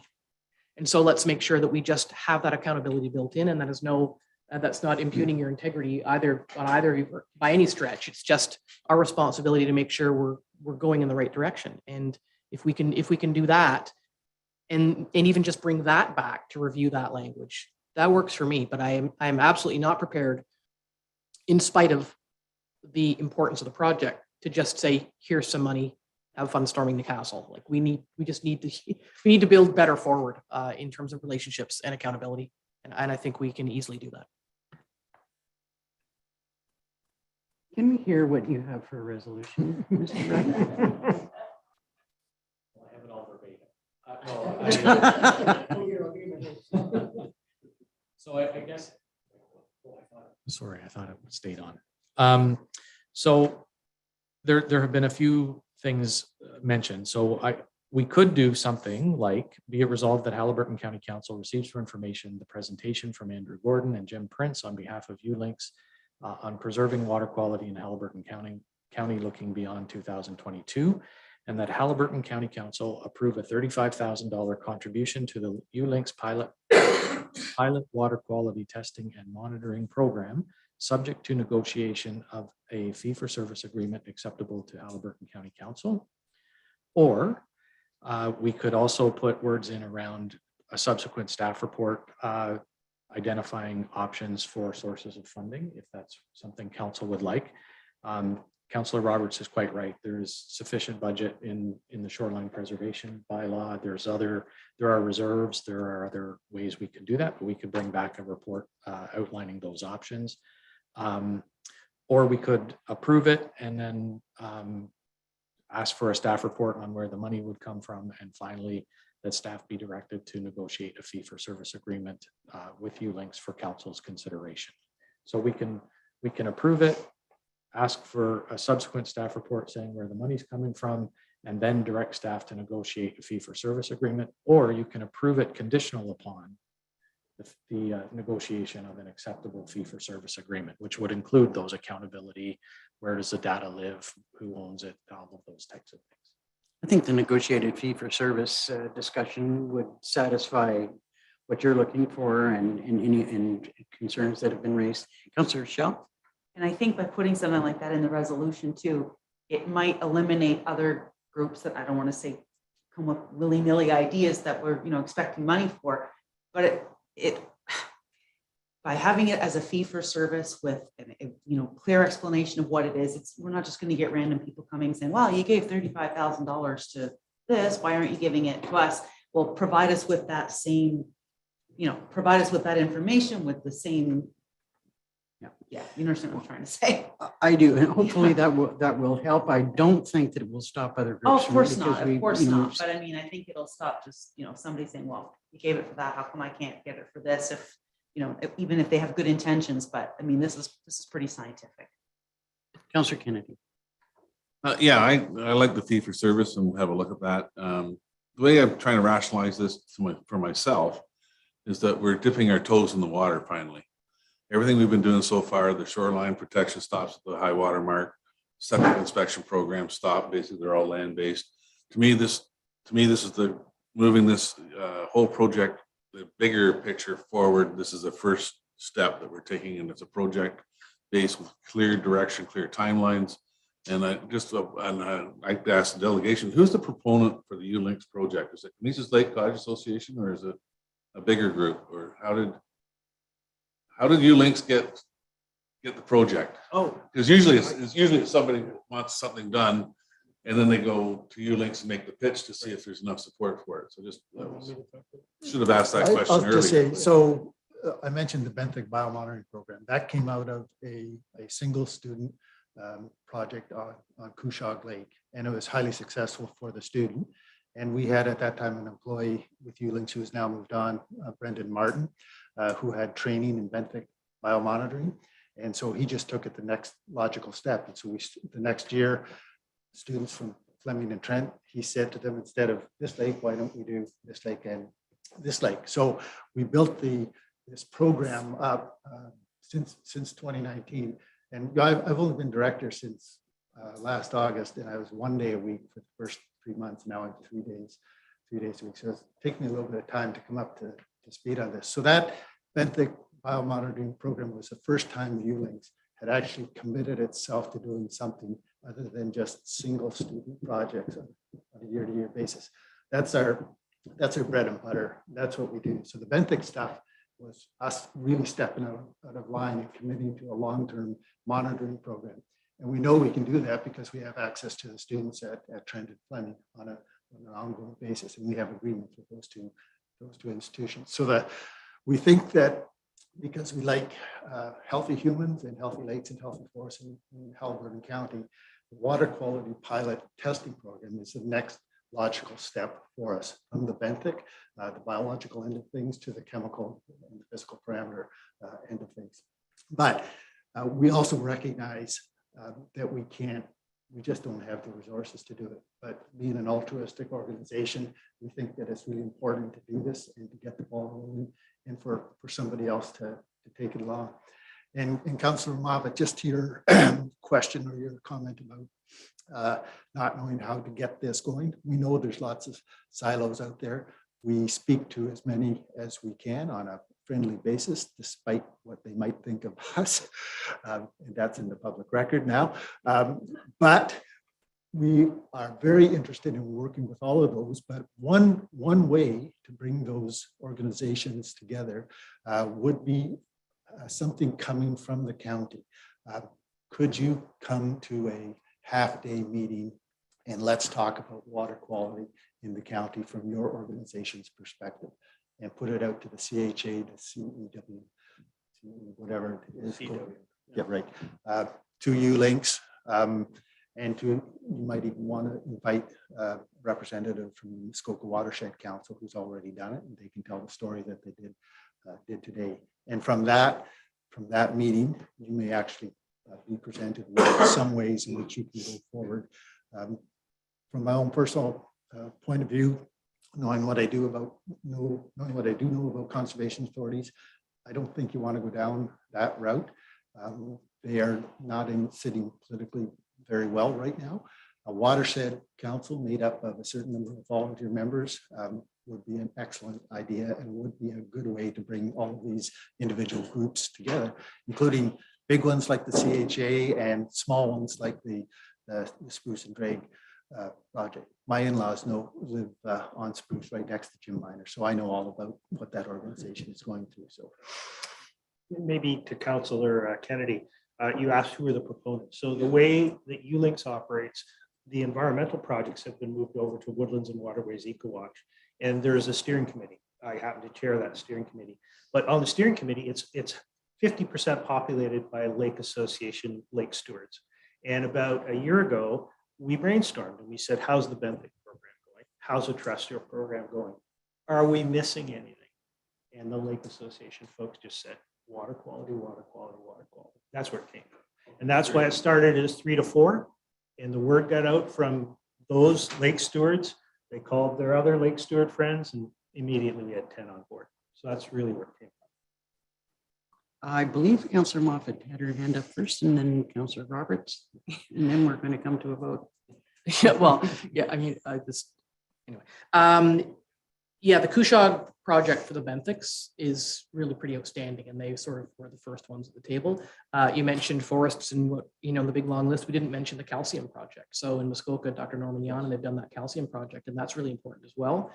So we, as part of the terrestrial program. And just to Councillor Kennedy's point, you said, you feel like we're putting our foot in the water, and I think it's a bit reiterative to what was just said about where it lives.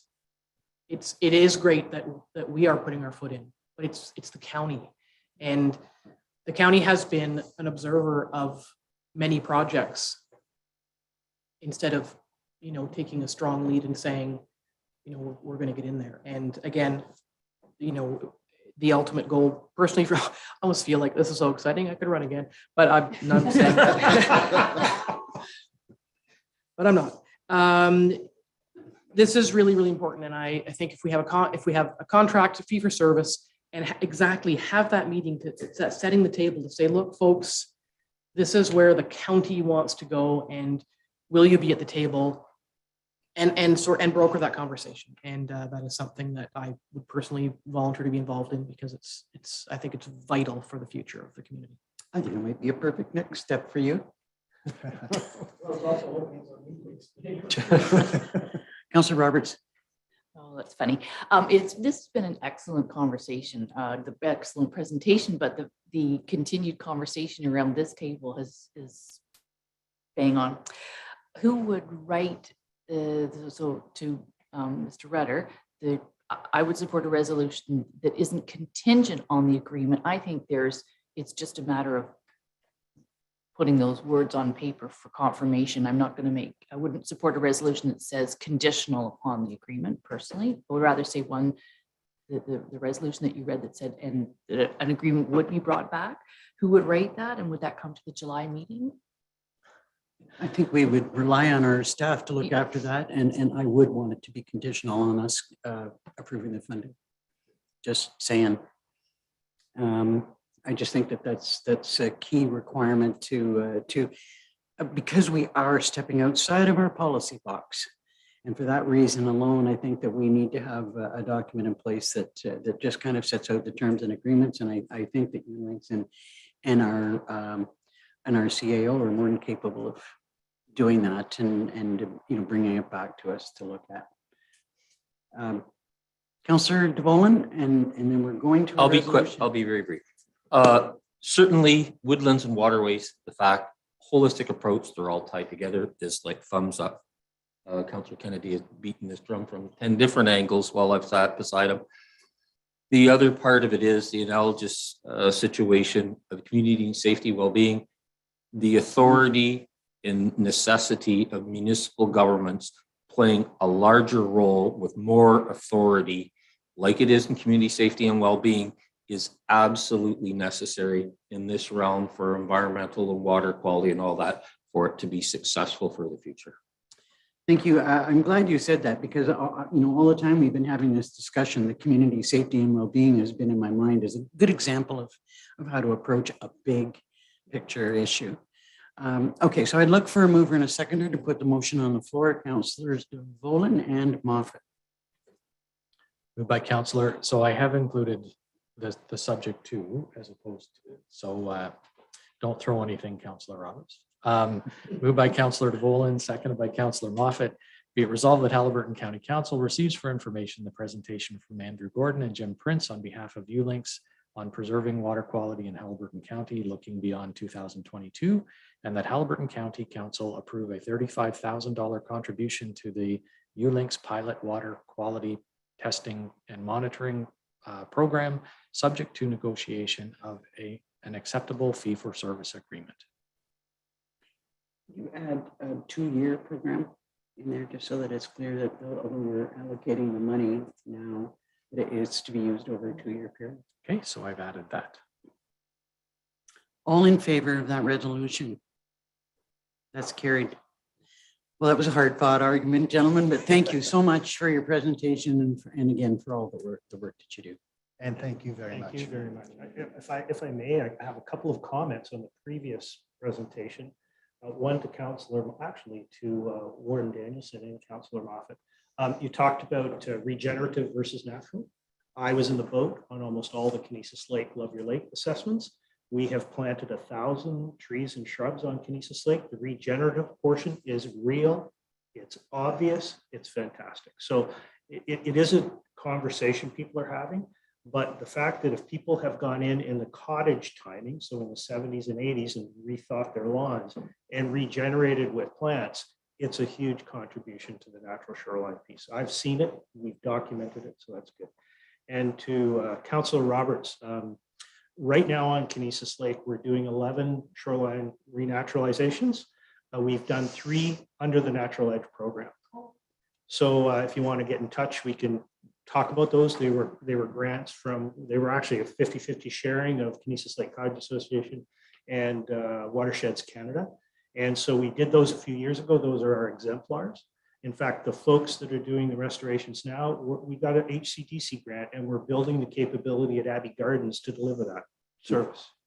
So we're doing that through this year, and we partnered with Lipsey and Redstone to do that up at the top of County Road 7. Thank you for that. And if I might just make one quick closing comment with my ecologist's hat on, something, and Jim, don't kill me for this, but something that I haven't seen much of in the shoreline bylaw is a discussion on medium woody debris and coarse woody debris in the near shore zones of lakes. Nobody likes it. It's got slime on it. They don't like swimming there, but it's excellent fish habitat. And a study that was conducted at Scott Lake that I was involved with, just in the southwestern corner of Algonquin Park, we actually cored trees that had fallen into the lake. We looked at those ring chronologies and compared them to living trees that were standing on the shore of the lake. And it's published. I'm not an author of it. But what we found was that the trees that fell into the lakes actually played an ecological role for over 1,000 years as they decomposed. So slowly releasing chemicals into the littoral zone, which supported insect communities, which supported fish communities, and the structural integrity of those logs actually provided great fish habitat in places where small fish could hide from predators, et cetera, et cetera. So it's a very, very important topic. And I think we will see the influence of it as we develop our pilot program and include lakes that have not been developed and still have that mishmash of slimy wood all around the shoreline. We will be able to tease out what the impact of the removal of that has been on water quality in Hellbert lakes. And I'm not advocating going to people with lawns and throwing a bunch of logs back into the lawns. It's just that it's very ecologically important. It's interesting. Councillor Moffat. Yeah, if I may, it's probably a side conversation. You did mention that, and I had a big circle around it from our notes when we'd spoken a couple of months ago. And in the shoreline bylaw from involvement in CEWF, I asked for shrubbery to be sort of put back in because we do with the fluctuating water levels, we sort of lose that. We lose that exact shore. I get mixed up whether it's the littoral or riparian zone. But I don't want to talk about it now, but we're running out of time, but I'd be very curious to know what the impact of those studies would be in comparison to the reservoir lakes and flow-through lakes, where we don't have sort of just seasonally, naturally occurring fluctuations. We have controlled fluctuations, and I think that might make a difference on the slimy, woody debris, but it would be very interesting to know that going forward. Sure. Another day, perhaps. Absolutely. Definitely another day. We've gone way over our time for delegations. You probably made a record. Anyway, we do have another delegation. It's going to be a fairly lengthy delegation. I think we should probably take a quick, let's say, a 5-minute break. And I think council needs to all be prepared to be here for lunch, which will be supplied.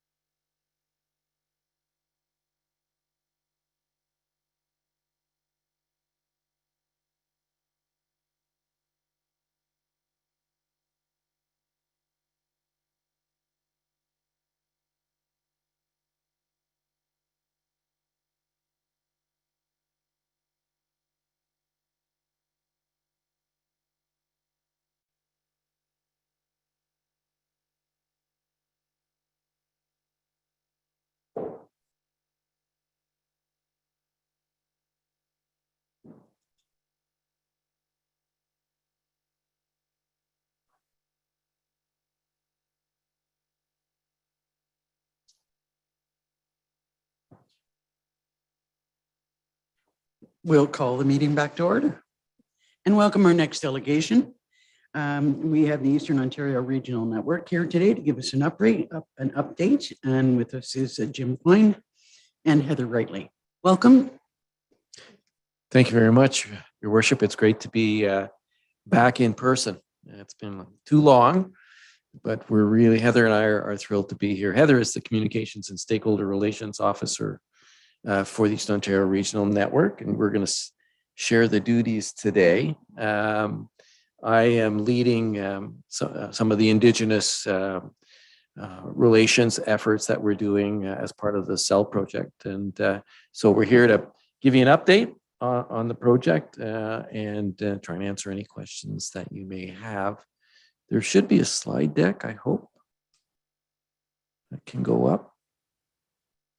And just before I get into the details in the open session, since we're here in Laurie Scott country, if I can put it that way, I just wanted to just pause for a second to express on behalf of the network, East Ontario Regional Network, the incredible support that MPP Scott has given to our efforts at EORN, not only for the CEL project, she was particularly instrumental in this one, but also in the other work that we've done over the last decade or so in terms of improving connectivity. So I think it's always important to say thank you to efforts that people put in, and I know that MPP Scott continues to put a lot of emphasis on better connectivity, not only in Haliburton County, but across the province.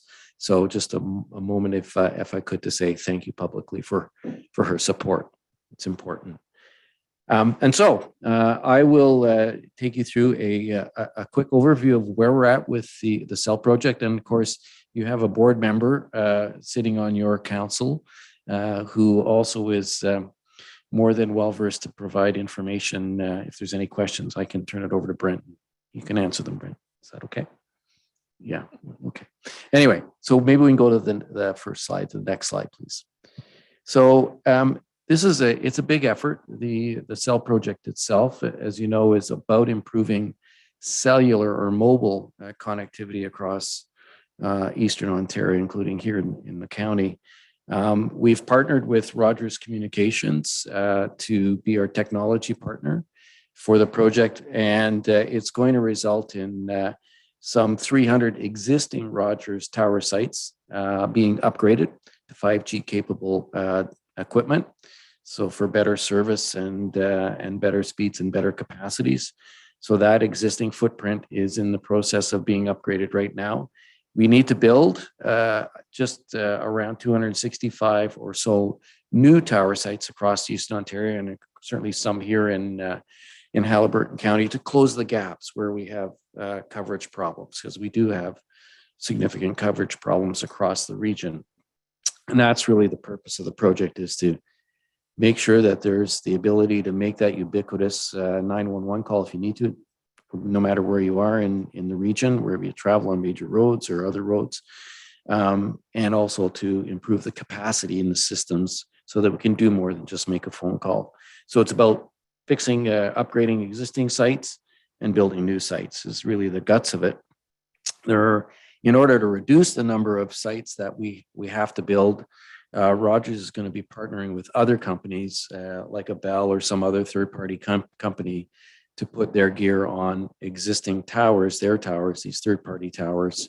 That's called a co-location, so that serves to close coverage gaps, but reduces the amount of build that needs to be done, which is really a good thing to do. Right now, of the 300 or so tower sites that are existing, that are being upgraded, I think we're around 180 or so that have been done. And Rogers is on track to finish all of that work in 2023. So that by the end of this year, I think, are getting close to it, they will have upgraded all of those towers, which is great progress. We're scheduled to finish all of the work by the end of 2025. There's a lot to be done in the short period of time we have to do it, but that's the arrangement that we have with both Canada and Ontario, and with Rogers. We, like EORN has done in other projects, one of the unique things about the way the Eastern Regional Network works is that we have entered into long-term contracts for service level agreements with Rogers, so that once the construction is complete, the service that people get or expect based on our contracts with will carry on, and we will be monitoring those service level arrangements through to 2030 or thereabouts. So another 5 years past the build. It's important not to just build it and walk away. We want to build it and make sure it continues to provide the service that we've contracted for. So that's really what EORN does. Besides bringing the partners together to be able to fund the project, it's about making sure that it does what we hope it would do when we build it. So that's the project in a nutshell as an overview. Next slide. I want to talk a little bit about benefits. I've talked about closing the coverage gaps. That's really important. I was driving up a few days ago from Napanee to Pembroke in Renfrew County, and I think I clocked a gap of just over 100 kilometers where there was no coverage whatsoever. And we know that there are other kinds of gap areas here in the county and certainly in my county in Hastings. So we want to close those coverage gaps. I talked about boosting the capacity so that you can do more than just make a phone call. We want people to be able to, business to be able to use the cellular networks for business, for online education, all of those things that people need mobile connectivity for. So we have to have the capacity to do that. We think that it's an opportunity to introduce new and better municipal services as well. I know that my chief paramedic is looking forward to the day that when they get a call in the north part of Hastings County, north of Bancroft, they can stay in video link all the way to the hospital in Peterborough or Belleville or Kingston or wherever they need to go to the receiving hospital. And you just need the coverage and the capacity to do that. And there are lots of other applications we know that will come along. So it's going to be better for our own services. And of course, it's critical to the business community. We think for tourism or whatever, people, when they come to a community, come to a destination, they want to be connected, both, in the traditional sense through broadband, but also they want to be able to use their mobile devices. So we want to make sure that that's available as well. So, and we know, of course, the towers that we're going to be building and the existing towers that are being upgraded can also serve as the backbone infrastructure for fixed wireless high-speed broadband services. So it's critical to put the infrastructure in place in order to deliver service. And frankly, you can't fix the problem. We don't know any technologies today that are out there that can fix a problem without putting up towers. So we absolutely need to build the towers and improve the towers to fix the connectivity problem that we have on these mobile services. So we do need to get these towers in place, but they have benefits for other applications going forward. So next slide. We have three basic goals for the project. In terms of 99% coverage, we want you to be able to make that 911 call if you have to, making a cell phone call across the region.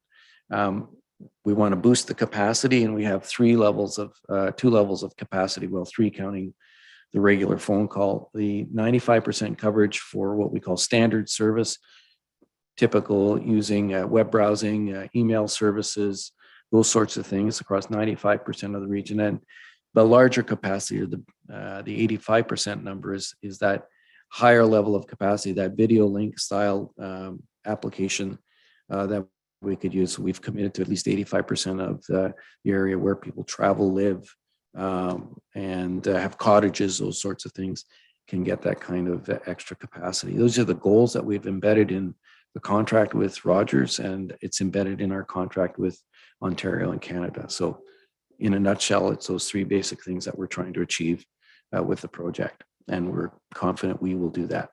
Next slide.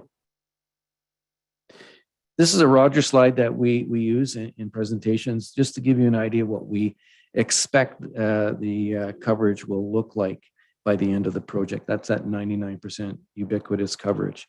So 99% of the region will be coverage. We hope we can push it even further than that.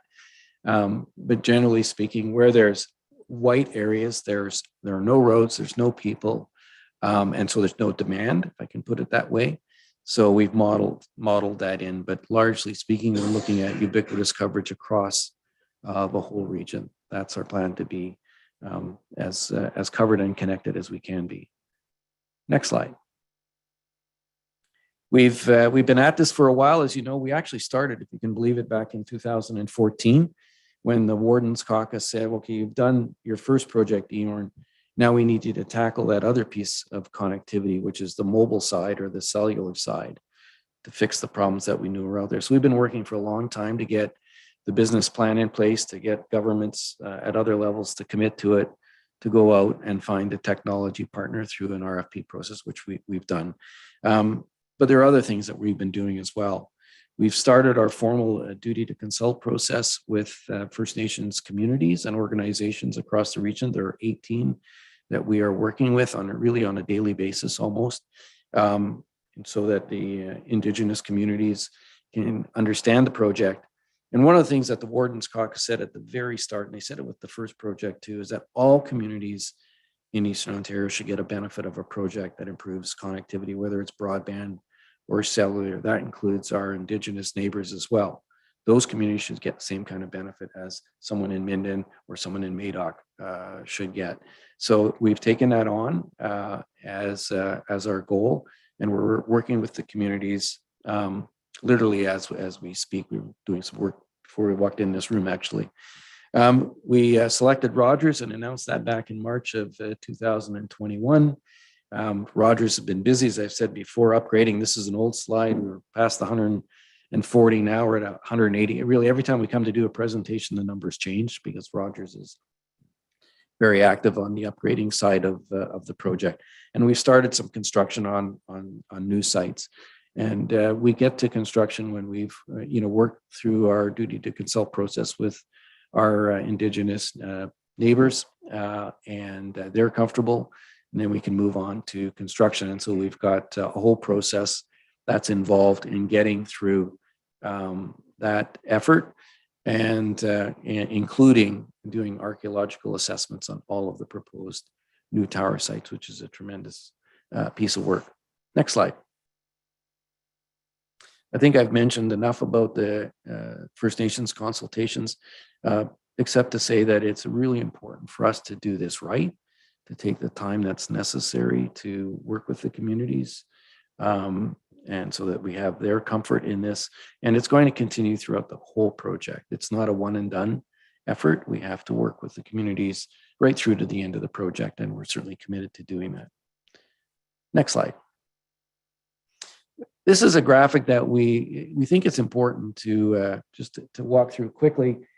It takes a long time to get to the stage of actually building a tower site. It can take up to 2.5 years to get a site really under construction.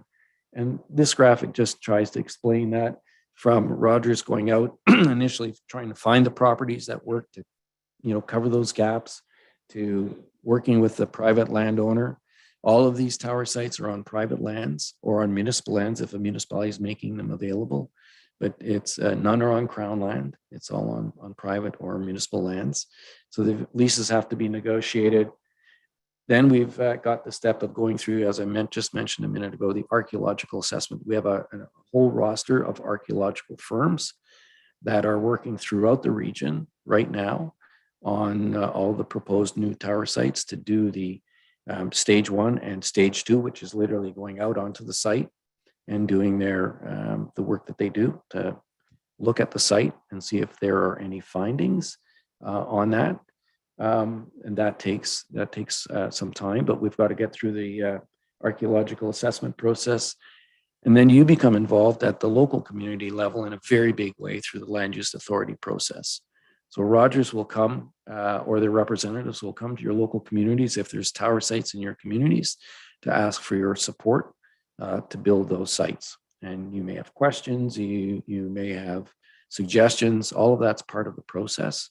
And Rogers needs to go through those in order to be able to get to the point where we can notify the province that we are able to construct. And then, of course, Rogers has to do all of the physical work to get the sites ready and going for construction. As I said before, it can take anywhere up to 2.5 years per site. So that's why there's an effort going on across the region on many fronts, but why we need the time to build the project. It just takes time to get through to construction, and then you have to build, of course.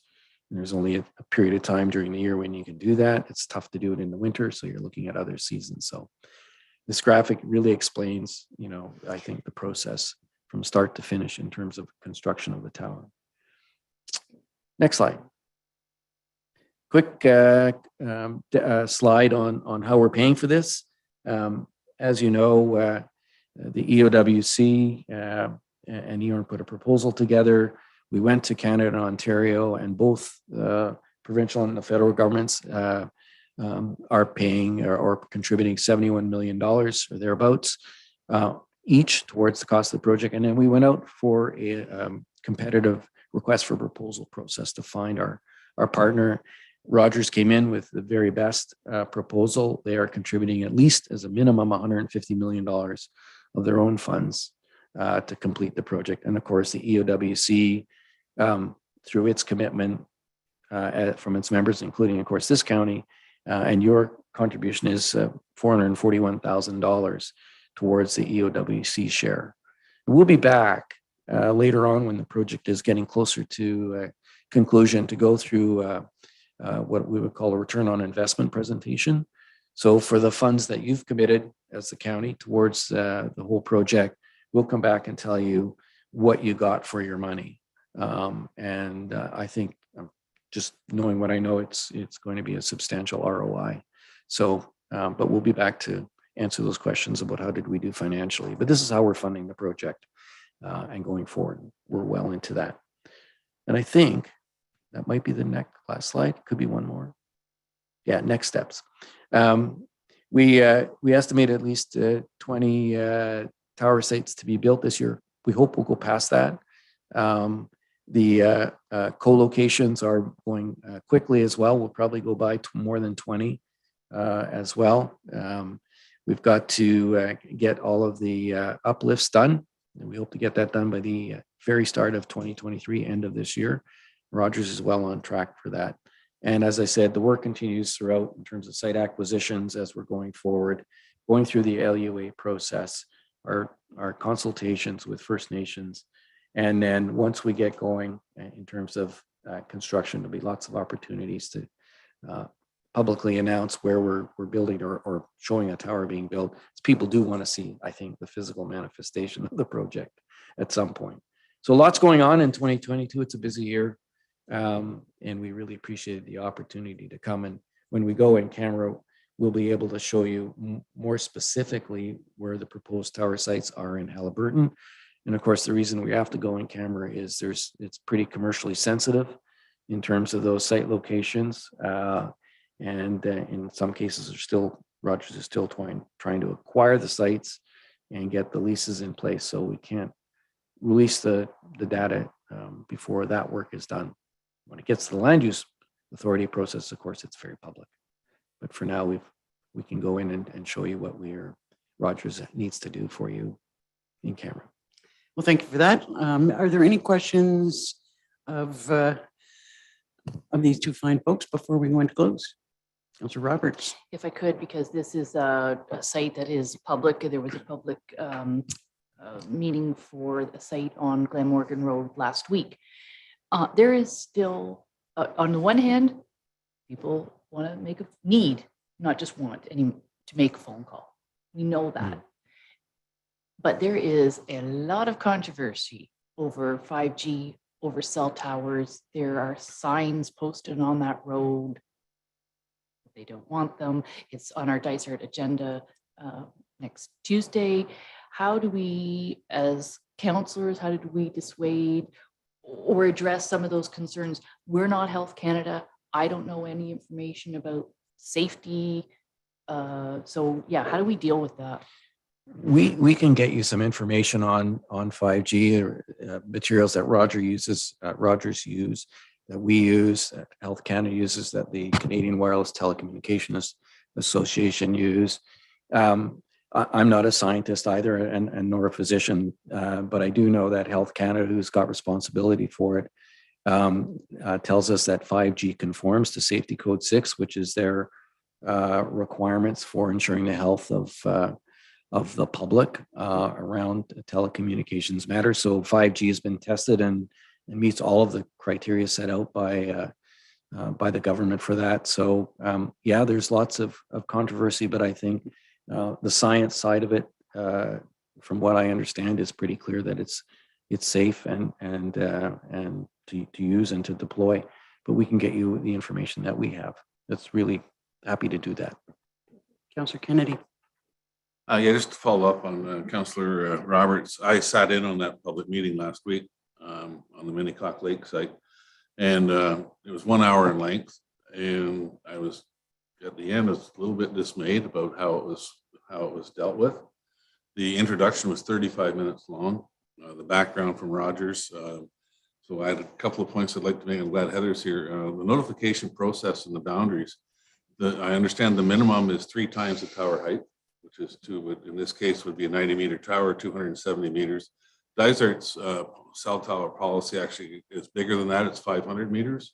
One of the big complaints that we saw both in emails and was voiced by the 4.5 people that spoke, that they didn't get notice of it. So just we need to do some checking on just how that process rolled out or didn't roll out correctly, or what the problem was. A lot of comments about, I didn't know about this till my neighbor told me. And so just to follow up on that, the content of the notification, I haven't seen what that what it entailed, but it needs to be really clearly spoken to the people that are concerned that they're not going to talk about, number one, disputes with Rogers, which is a given. They're not going to talk about property tax impacts. And there's a number of complaints came about that. Rogers said that they're not going to discuss that. They're not going to answer any questions about it. There's no correlation between, they say, between values and towers. And then they were not going to speak about anything to do with Health Canada standards and Code 6, lighting, that type of thing, because if you have a complaint against that, you go to Health Canada to make your complaint. That would have been nice to have that maybe spelled out a little better to the people who have the concerns. There was, so the 25 minutes left for comments. There was, I think, 30 some people on the Zoom call watching it.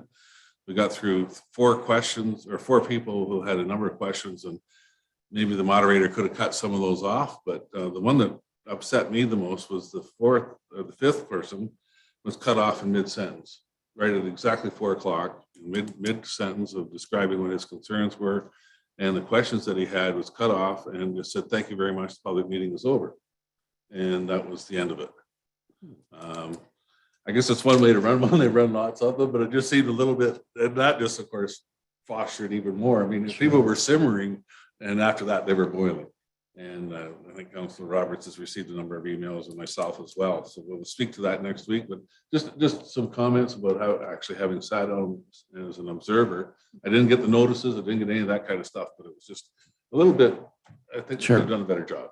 Yeah, we'll take that back. The LUA process is the local process, and it should, it's your processes locally that we need to follow and be mindful of. And so we'll take that back to Rogers and make sure they understand that. People need to, if people have questions there, we try to give them the answers that we can. So if it takes extra time, it should take extra time, in my opinion. Councillor Roberts, Councillor Moffat, sorry.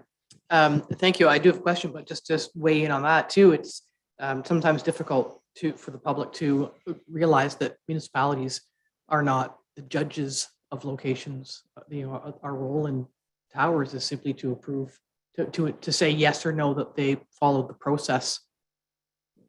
So people often say, well, you supported it. No, we don't. It's not our job to support or deny a tower location. It's just to support that the process was followed, but there definitely could be better communication. So just to sort of segue to that, my question is obviously then that tower is it part of this? Because we just had a Rogers Tower near Maple Lake, and so that was my question: is that part of the EORN project, or is that standalone? I don't know. I'll have to get back to you exactly in terms of what tower locations. I'm going to presume it is, but we'll have to double check.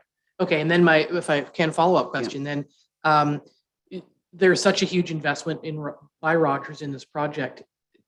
Can they or could they even have the capacity to continue to do individual builds, or are all future builds specifically in Hellbert County only part of EORN, so that we don't end up with, well, we put an EORN project tower here, but we put our own over here as well. Like, are they allowed to do separate projects, private projects? Because the project that was just done at Maple Lake was a property owner who said, I have land if you'd like to put a tower up.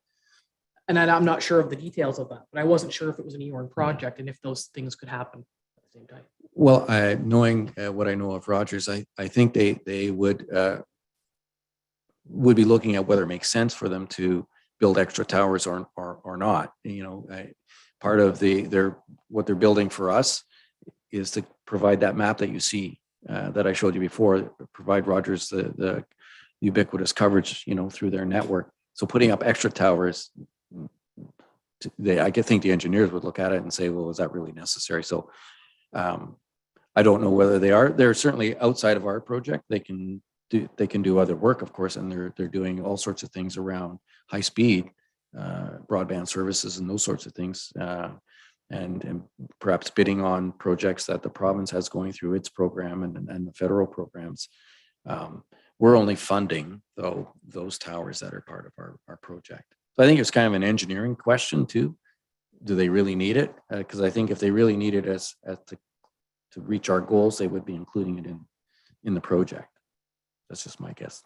You had a follow-up comment? Well, a follow-up, yes, if I may. And again, we've been at this together a long time, and I think you would be expecting me to say, as you know, and he does, Algonquin Highlands has been the most poorly served of Haliburton County in the entire EORM project. And so in relation to that question, I guess what I'm sort of drilling down at is that when and how the locations are announced publicly, that there could still be, for us, I think there will be gaps. Like I haven't seen the maps, so I don't really know. Yeah.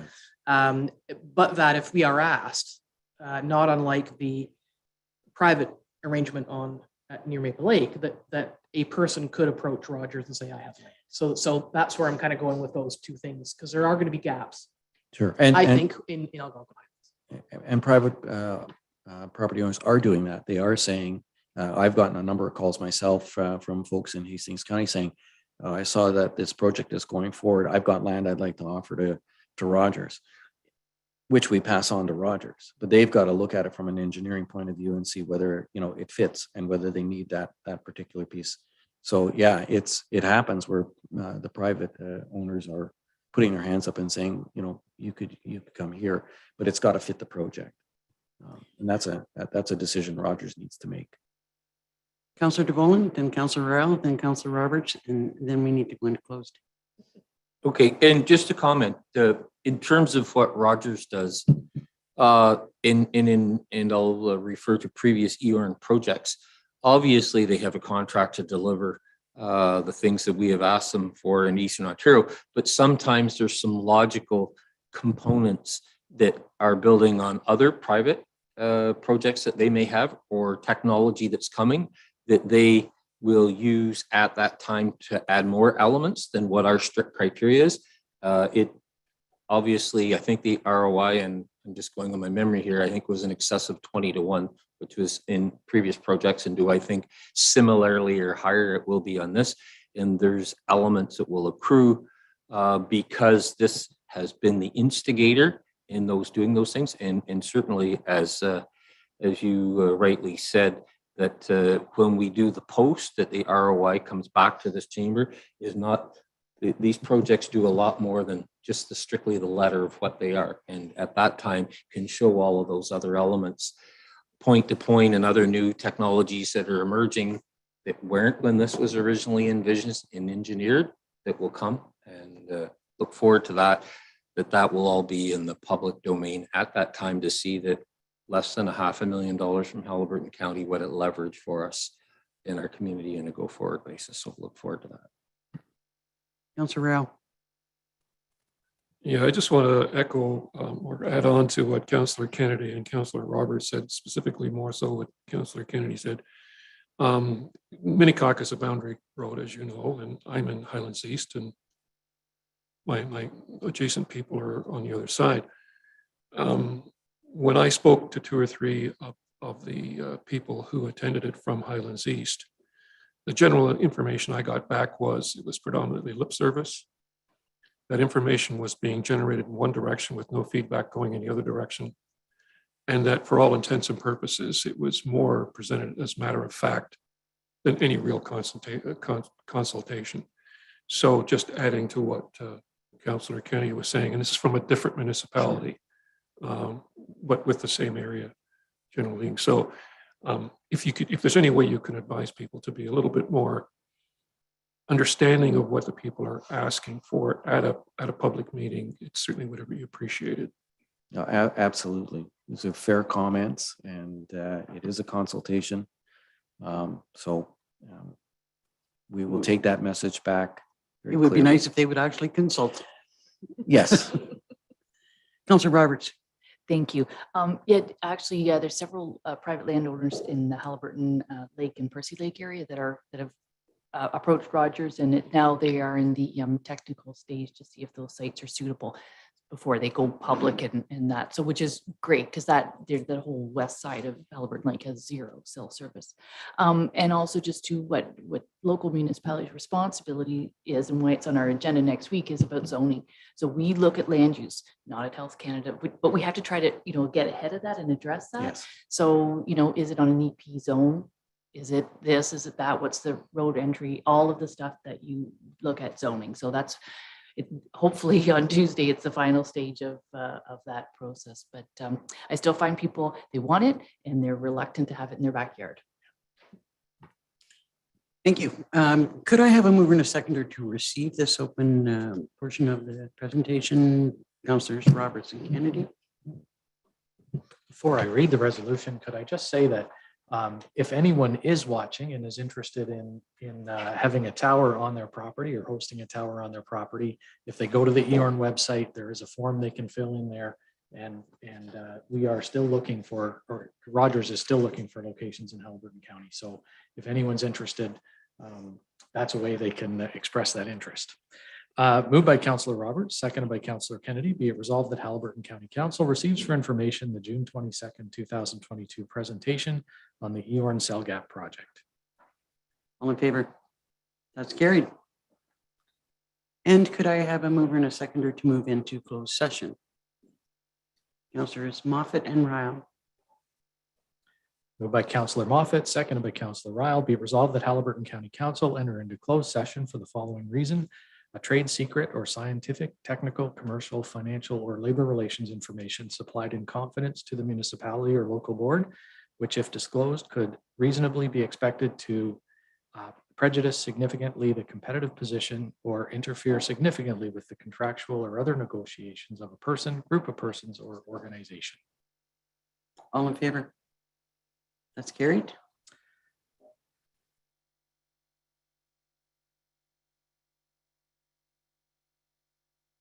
All in favor? That's carried. Let me start too soon. Approval and reports from the Joint Accessibility Committee. There are none, but we will be having a meeting later on this afternoon. So we will move into planning and environment. So I think we'll be bringing in Mr. Stone. And Mr. Well, the Roberts. first report is the forestry report. I believe that we will be hearing from Mr. Rogers.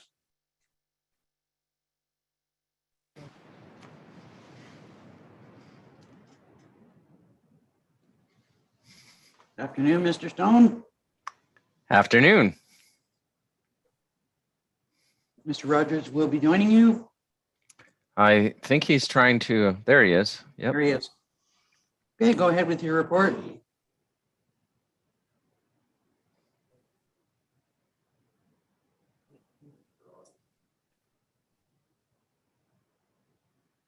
We can't hear you, James. James, your phone connection is muted.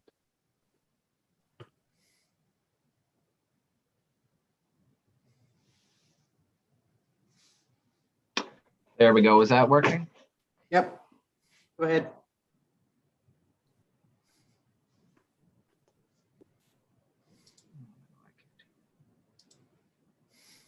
Okay. Sorry about that. I was on the phone. That's still not working.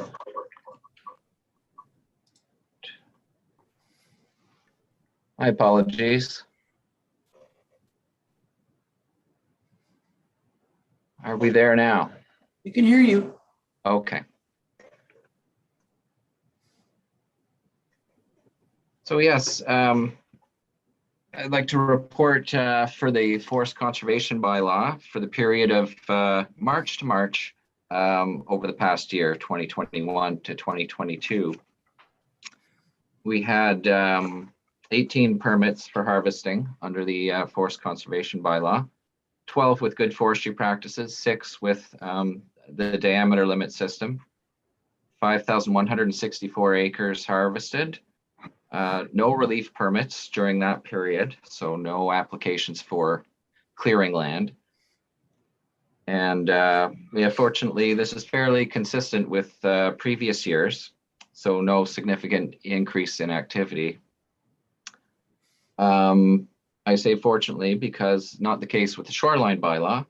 So during the 1 year period from January to December, so all of 2021, the activity under the shoreline tree preservation bylaw saw a 60% increase over the previous 12-month period, with 82 site visits, 6 fines, 12 stop work orders, 9 work orders. So those are for restoration. And yeah, so I've had to shift my time and priorities to these issues.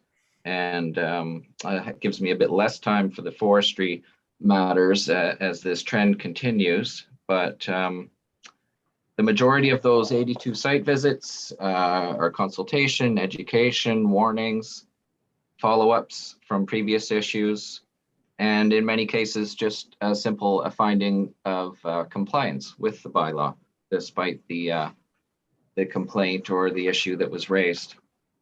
And just thought I'd take this opportunity just to give a quick review of what I do on this, and that the bylaw is enforced on a complaint basis. Every written complaint is fully investigated. Enforcement measures taken as required. We have the potential in the bylaw of fines of up to $100,000. Work orders are often very costly to implement. Restoration on some sites we're finding is challenging due to terrain and a lack of suitable soil in some cases. So although we may have trees growing right out of rocks in some cases, of course, those are very difficult to reestablish. So we use trees ranging in size and age from 3-year-old seedlings to saplings over 6 feet in height where possible.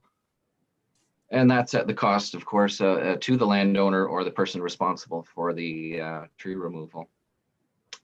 Other restorations involve the removal of fill. So I am encountering sites where a certain amount of fill, sometimes a foot or more, has been placed in a shoreline zone where trees and tree rooting zones exist. And this is a type of injury that happens over years. It takes, the trees begin to suffer, but they'll hang on for a few years before they really start to decline.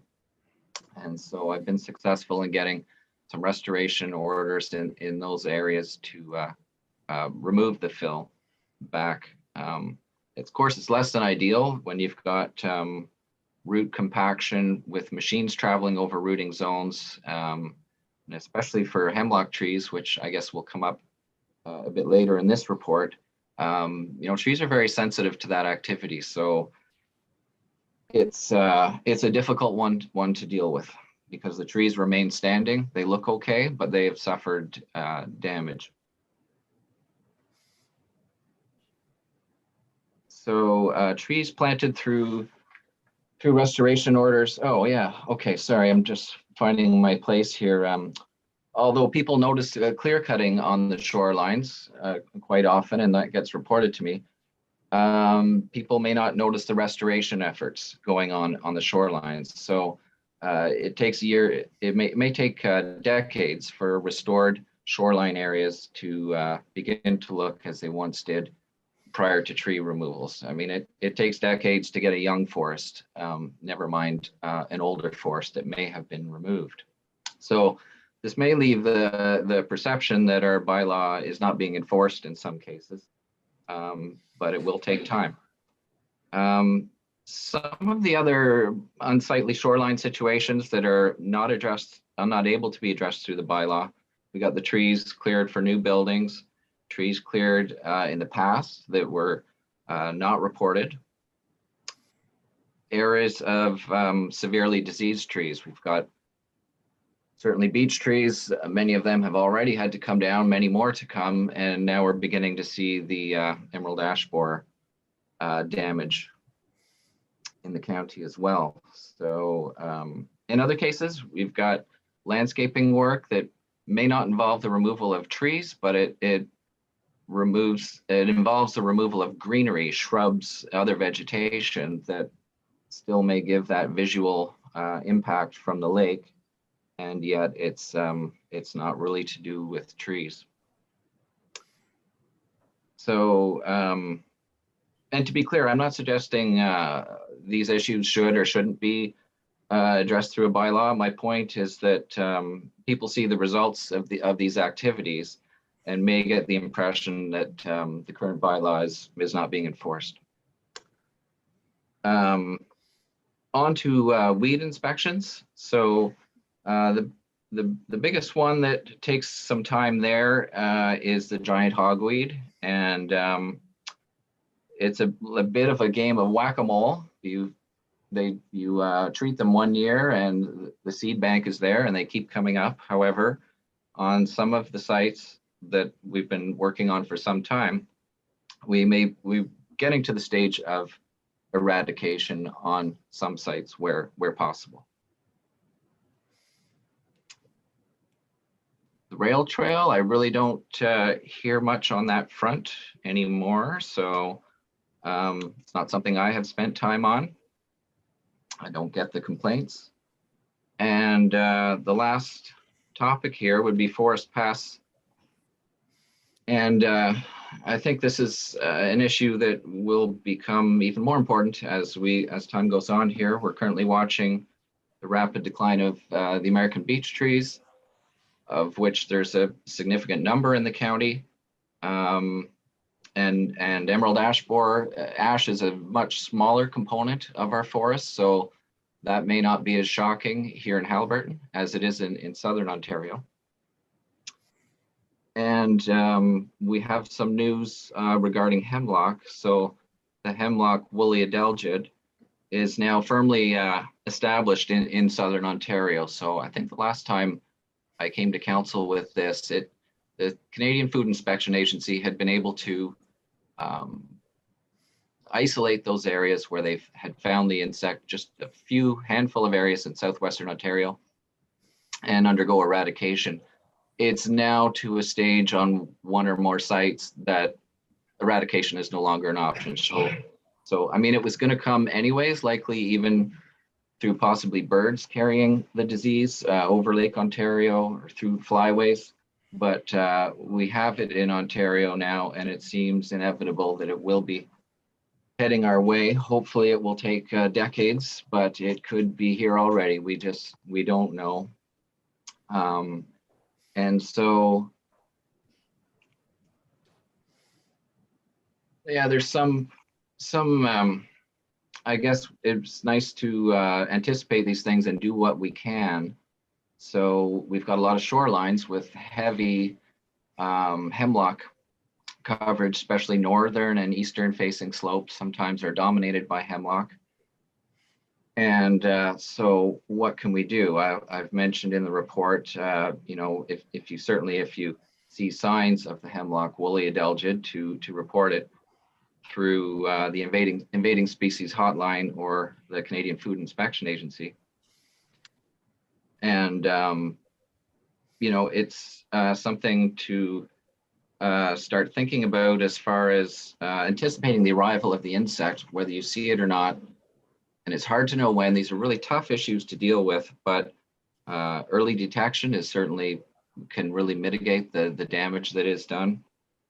And forest management, so good forestry practices, we don't have a good provincial direction on this yet, or a guideline, but some of the things we anticipate might help are just promoting the health of individual trees. So where you've got rotted trees or unhealthy trees that can be made more healthy through thinning or forest management, that's always a good measure to take. And also need to look at increasing the diversity. So where you've got something that's 100% hemlock, I expect the guidelines that will come out might mention, or just by contacting a professional forester who's taken the time to learn and take an interest in this, which we're all just sort of getting on board now with thinking about this for the future, to look at getting a greater variety of species in there, so all the eggs aren't in one basket. So it would be nice to get ahead of this thing, but it remains to be seen what the very best advice and specific advice will be. So something to keep an eye on moving forward. I mentioned here about the emerald ash borer and just discouraging the movement of firewood, and that we are reporting sightings on edmaps.org so that we can have a better idea of how it is spreading through the county. And beech bark disease, I think, has been talked about quite a bit in the past. I'm happy to talk about it more, but I'll just leave the report to describe that. and certainly open to any questions you may have on any of those issues. Thank you, James.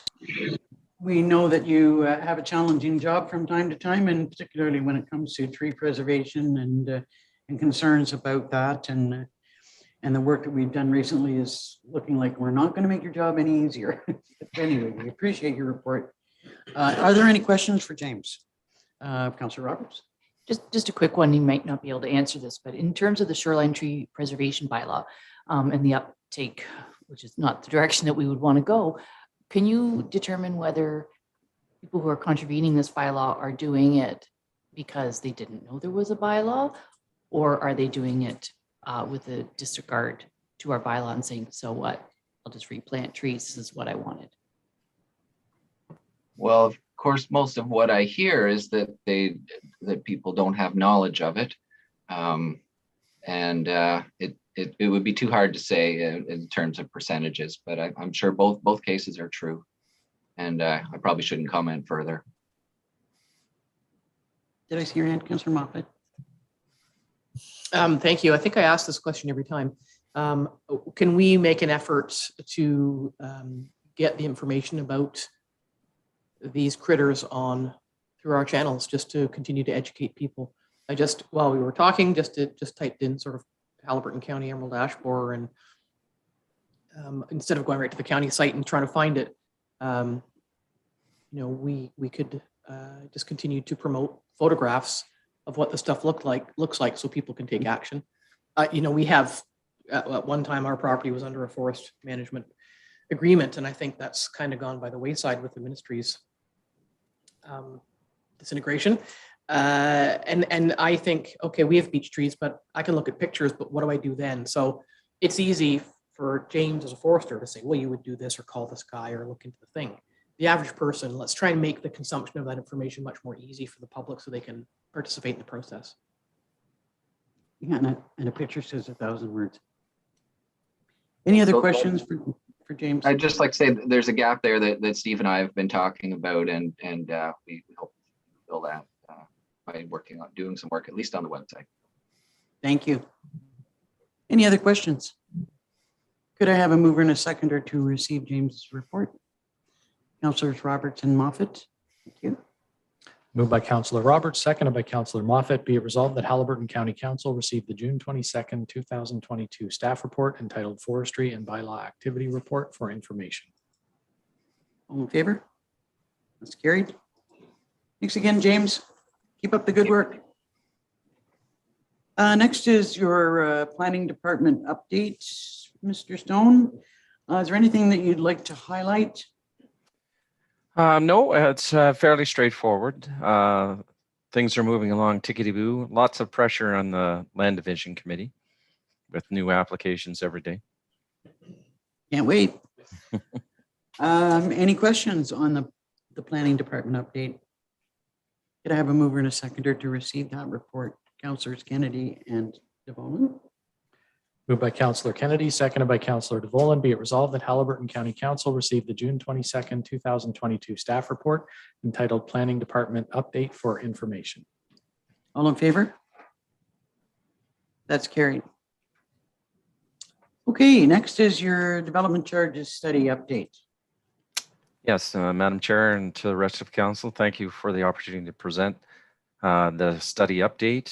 So we did go to RFP last month, and we had one submission. It's a very reputable firm. The report highlights some of their skill sets, and they came back to complete the project before Christmas would be about $115,000 excluding taxes. So with that, staff, I have actually worked with this group before on other development charges studies. And so the staff report is recommending their retention. Thank you. Are there questions on this recommendation? Councillor Moffat. Sorry, Steve, did you say that this would come in before Christmas? That's what their timelines suggest in the submission of their proposal, yes. Okay, just because the background of this company is outlined in your report. And yes, they are sought after and very busy. So I would be looking for some commitment to that timeline. Certainly, High enough? we've reached out to them, and so, if council approves their retention, we hope to have our first kickoff meeting early next week or the week after that. Other questions on this recommendation? Could I have a mover and a seconder to approve the recommendation? Councillor Roberts, seconded by Councillor Shell. Moved by Councillor Roberts, seconded by Councillor Shell. Be it resolved that Haliburton County Council receives for information the June 22nd, 2022 staff report on development charges study update.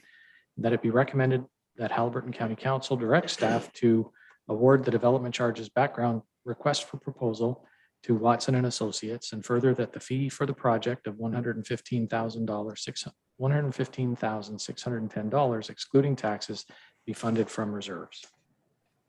All in favor? That's carried. Next is your site plan control bylaw update. Yes, thanks, Madam Chair, to rest of council. So council would have heard about the latest reforms to the Planning Act through Bill 109. All municipalities within Ontario now have to consider delegation of certain planning functions to staff, and this includes the site plan control bylaw function. The county council doesn't deal with a lot of these applications. I don't think they've dealt one with the last year. That being said, it's now legislative responsibility to delegate that function to staff, and this is what this report does. If approved, a bylaw will be passed, and that function will rest in the planning department. Are there any questions about this delegation of authority? Councillor Kennedy. Yeah, thanks, Steve, for this report. And it's a question I asked at Dysart was the 60-day approval process, and lots of concerns over having to start to refund fees to developers on this, and any consensus yet on when the clock starts ticking? I know there's been discussion, but any resolution to that? Well, one of it's been a point of discussion through many planning departments throughout the province, and there seems to be a trend to consider approval of site plans conditionally. And what that means is you won't have to refund fees because you ultimately will approve the site plan within the 60 days, but you will have a variety of conditions that have to be satisfied after the fact, including updating of plans and studies and so on. And if I'm leaning towards that approach. I've seen it in practice already at City of London as well as the City of Hamilton. And it seems to be an excellent way to deal with these applications without refunding money. Any other questions? Could I have a mover and a seconder to give approval to this? Councillor Kennedy and Shell. Moved by Councillor Kennedy, seconded by Councillor Shell. Be it resolved that Haliburton County Council receives the staff report entitled Site Plan Control Bylaw 3384 Update for information, that Haliburton County Council delegate its authority to approve site plan controls and their associated agreements to county staff, and further that bylaw 3384 be rescinded and replaced with a new enabling bylaw. All in favor? That's carried. Thank you so much, Mr. Stone. Thank you. Okay, next on the agenda are the administrative reports. And first is the correspondence summary listing. Is there any desire to support this request? Hearing none, could I have a mover and a seconder to receive the correspondence listing? Councillor Boland and Councillor Rao.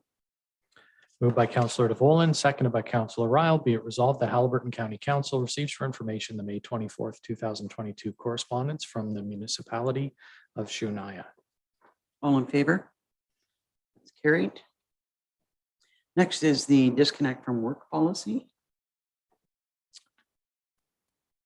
Maybe you can speak to that, or- Actually, I believe the director will be coming into the meeting. Andrea?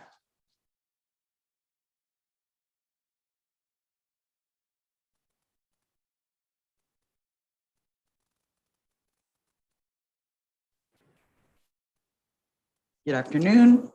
Good afternoon, Warden and Council. I'm sure you have seen this policy brought to your local councils. On November 30th of last year, the province passed Bill 27, Working for Workers Act, which resulted in the requirement to develop a disconnect from work policy. We reviewed a number of sample policies in the development of this policy. But in the end, it was decided that we would follow Minden Hill's lead and use the sample policy provided by the Ontario Municipal Human Resources Association. I've attached the draft policy to my report if anyone has any questions. Are there any questions on the policy as it stands, Councillor Moffat? Just a clarification, if the county is following the direction of Minden Hills in terms of that organization, what are the others doing? Are they going to be have they been slightly different? Because I think we've approved ours. So was ours not the same? Anybody? I don't know. Councillor Roberts, comment on that? Yes, we passed a policy, but I, in getting this agenda, didn't match side by side. Maybe Andrea. Yeah, no, we passed a policy already. I can. So the CAOs did have a conversation about this. My understanding is that we really reviewed two. There was a very general one, which we chose to follow, and there was a more detailed one. And I do think Angie said, I think she was going to follow a more detailed. So I'm not sure they would be the same. Any other questions on the disconnect from work policy? Can I have a mover and a seconder to approve the policy? Councillor Roberts and Councillor Moffat. Moved by Councillor Roberts, seconded by Councillor Moffat. Be it resolved that Haliburton County Council received the June 22nd staff report, HR 37, disconnect from work policy, and further that Haliburton County Council adopt policy HR 37, disconnect from work policy as presented. All in favor? That's carried. Thank you, Andrea. Yeah. And finally, under administration is a resolution to approve the recommendations from the Service Delivery Steering Committee. And I believe it's specific to the procurement position. Do you want to speak to that at all? I mean, I've spoken a couple times about this, but I'm happy to answer any questions anyone may have. Any questions or concerns? Could I have a mover and a seconder to move forward with that? Councillors DeVolen and Moffat. Moved by Councillor DeVolen, seconded by Councillor Moffat. Be it resolved that the recommendations from the June 8th, 2022 meeting of the Haliburton County Service Delivery Review Implementation Steering Committee be adopted by Haliburton County Council. All in favor? That's carried. Okay, into reports and minutes from external boards and agencies. We have minutes from the Board of Health. Is there anything that you wanted to bring to our attention? No, but I'm happy to take any questions from those sets of minutes. We did have a meeting last Thursday, but there's nothing pressing, and I'll share those when those minutes are available. Next up is Point in Time. I did have an opportunity to attend their meeting, their annual general meeting last night, which is always an extremely feel-good session. I mean, they do so much good work all the way around. They did appoint a new executive, and I believe their new chair is Shirley Moore. We wish her best of luck in that role. Under the Warden's Caucus, there's nothing new to bring forward. We are having a meeting in July, so I'll have a report to make after that. Anything on joint social and housing services? And anything on professional recruitment? Don't think they're okay.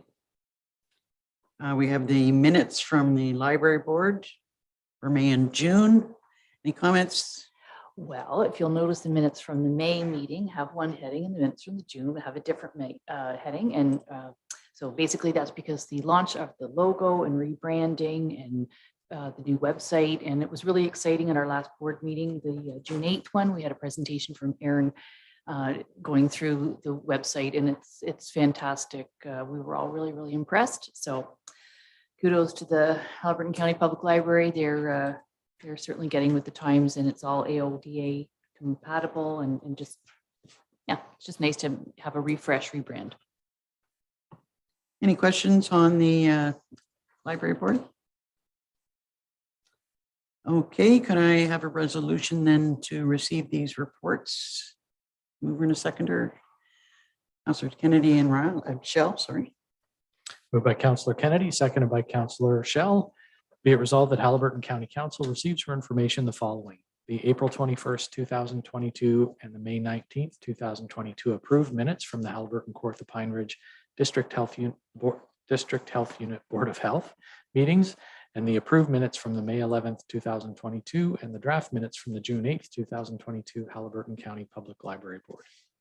All in favor? It's carried. Next is the Land Division Activity Report. We'll bring Mr. Stone back.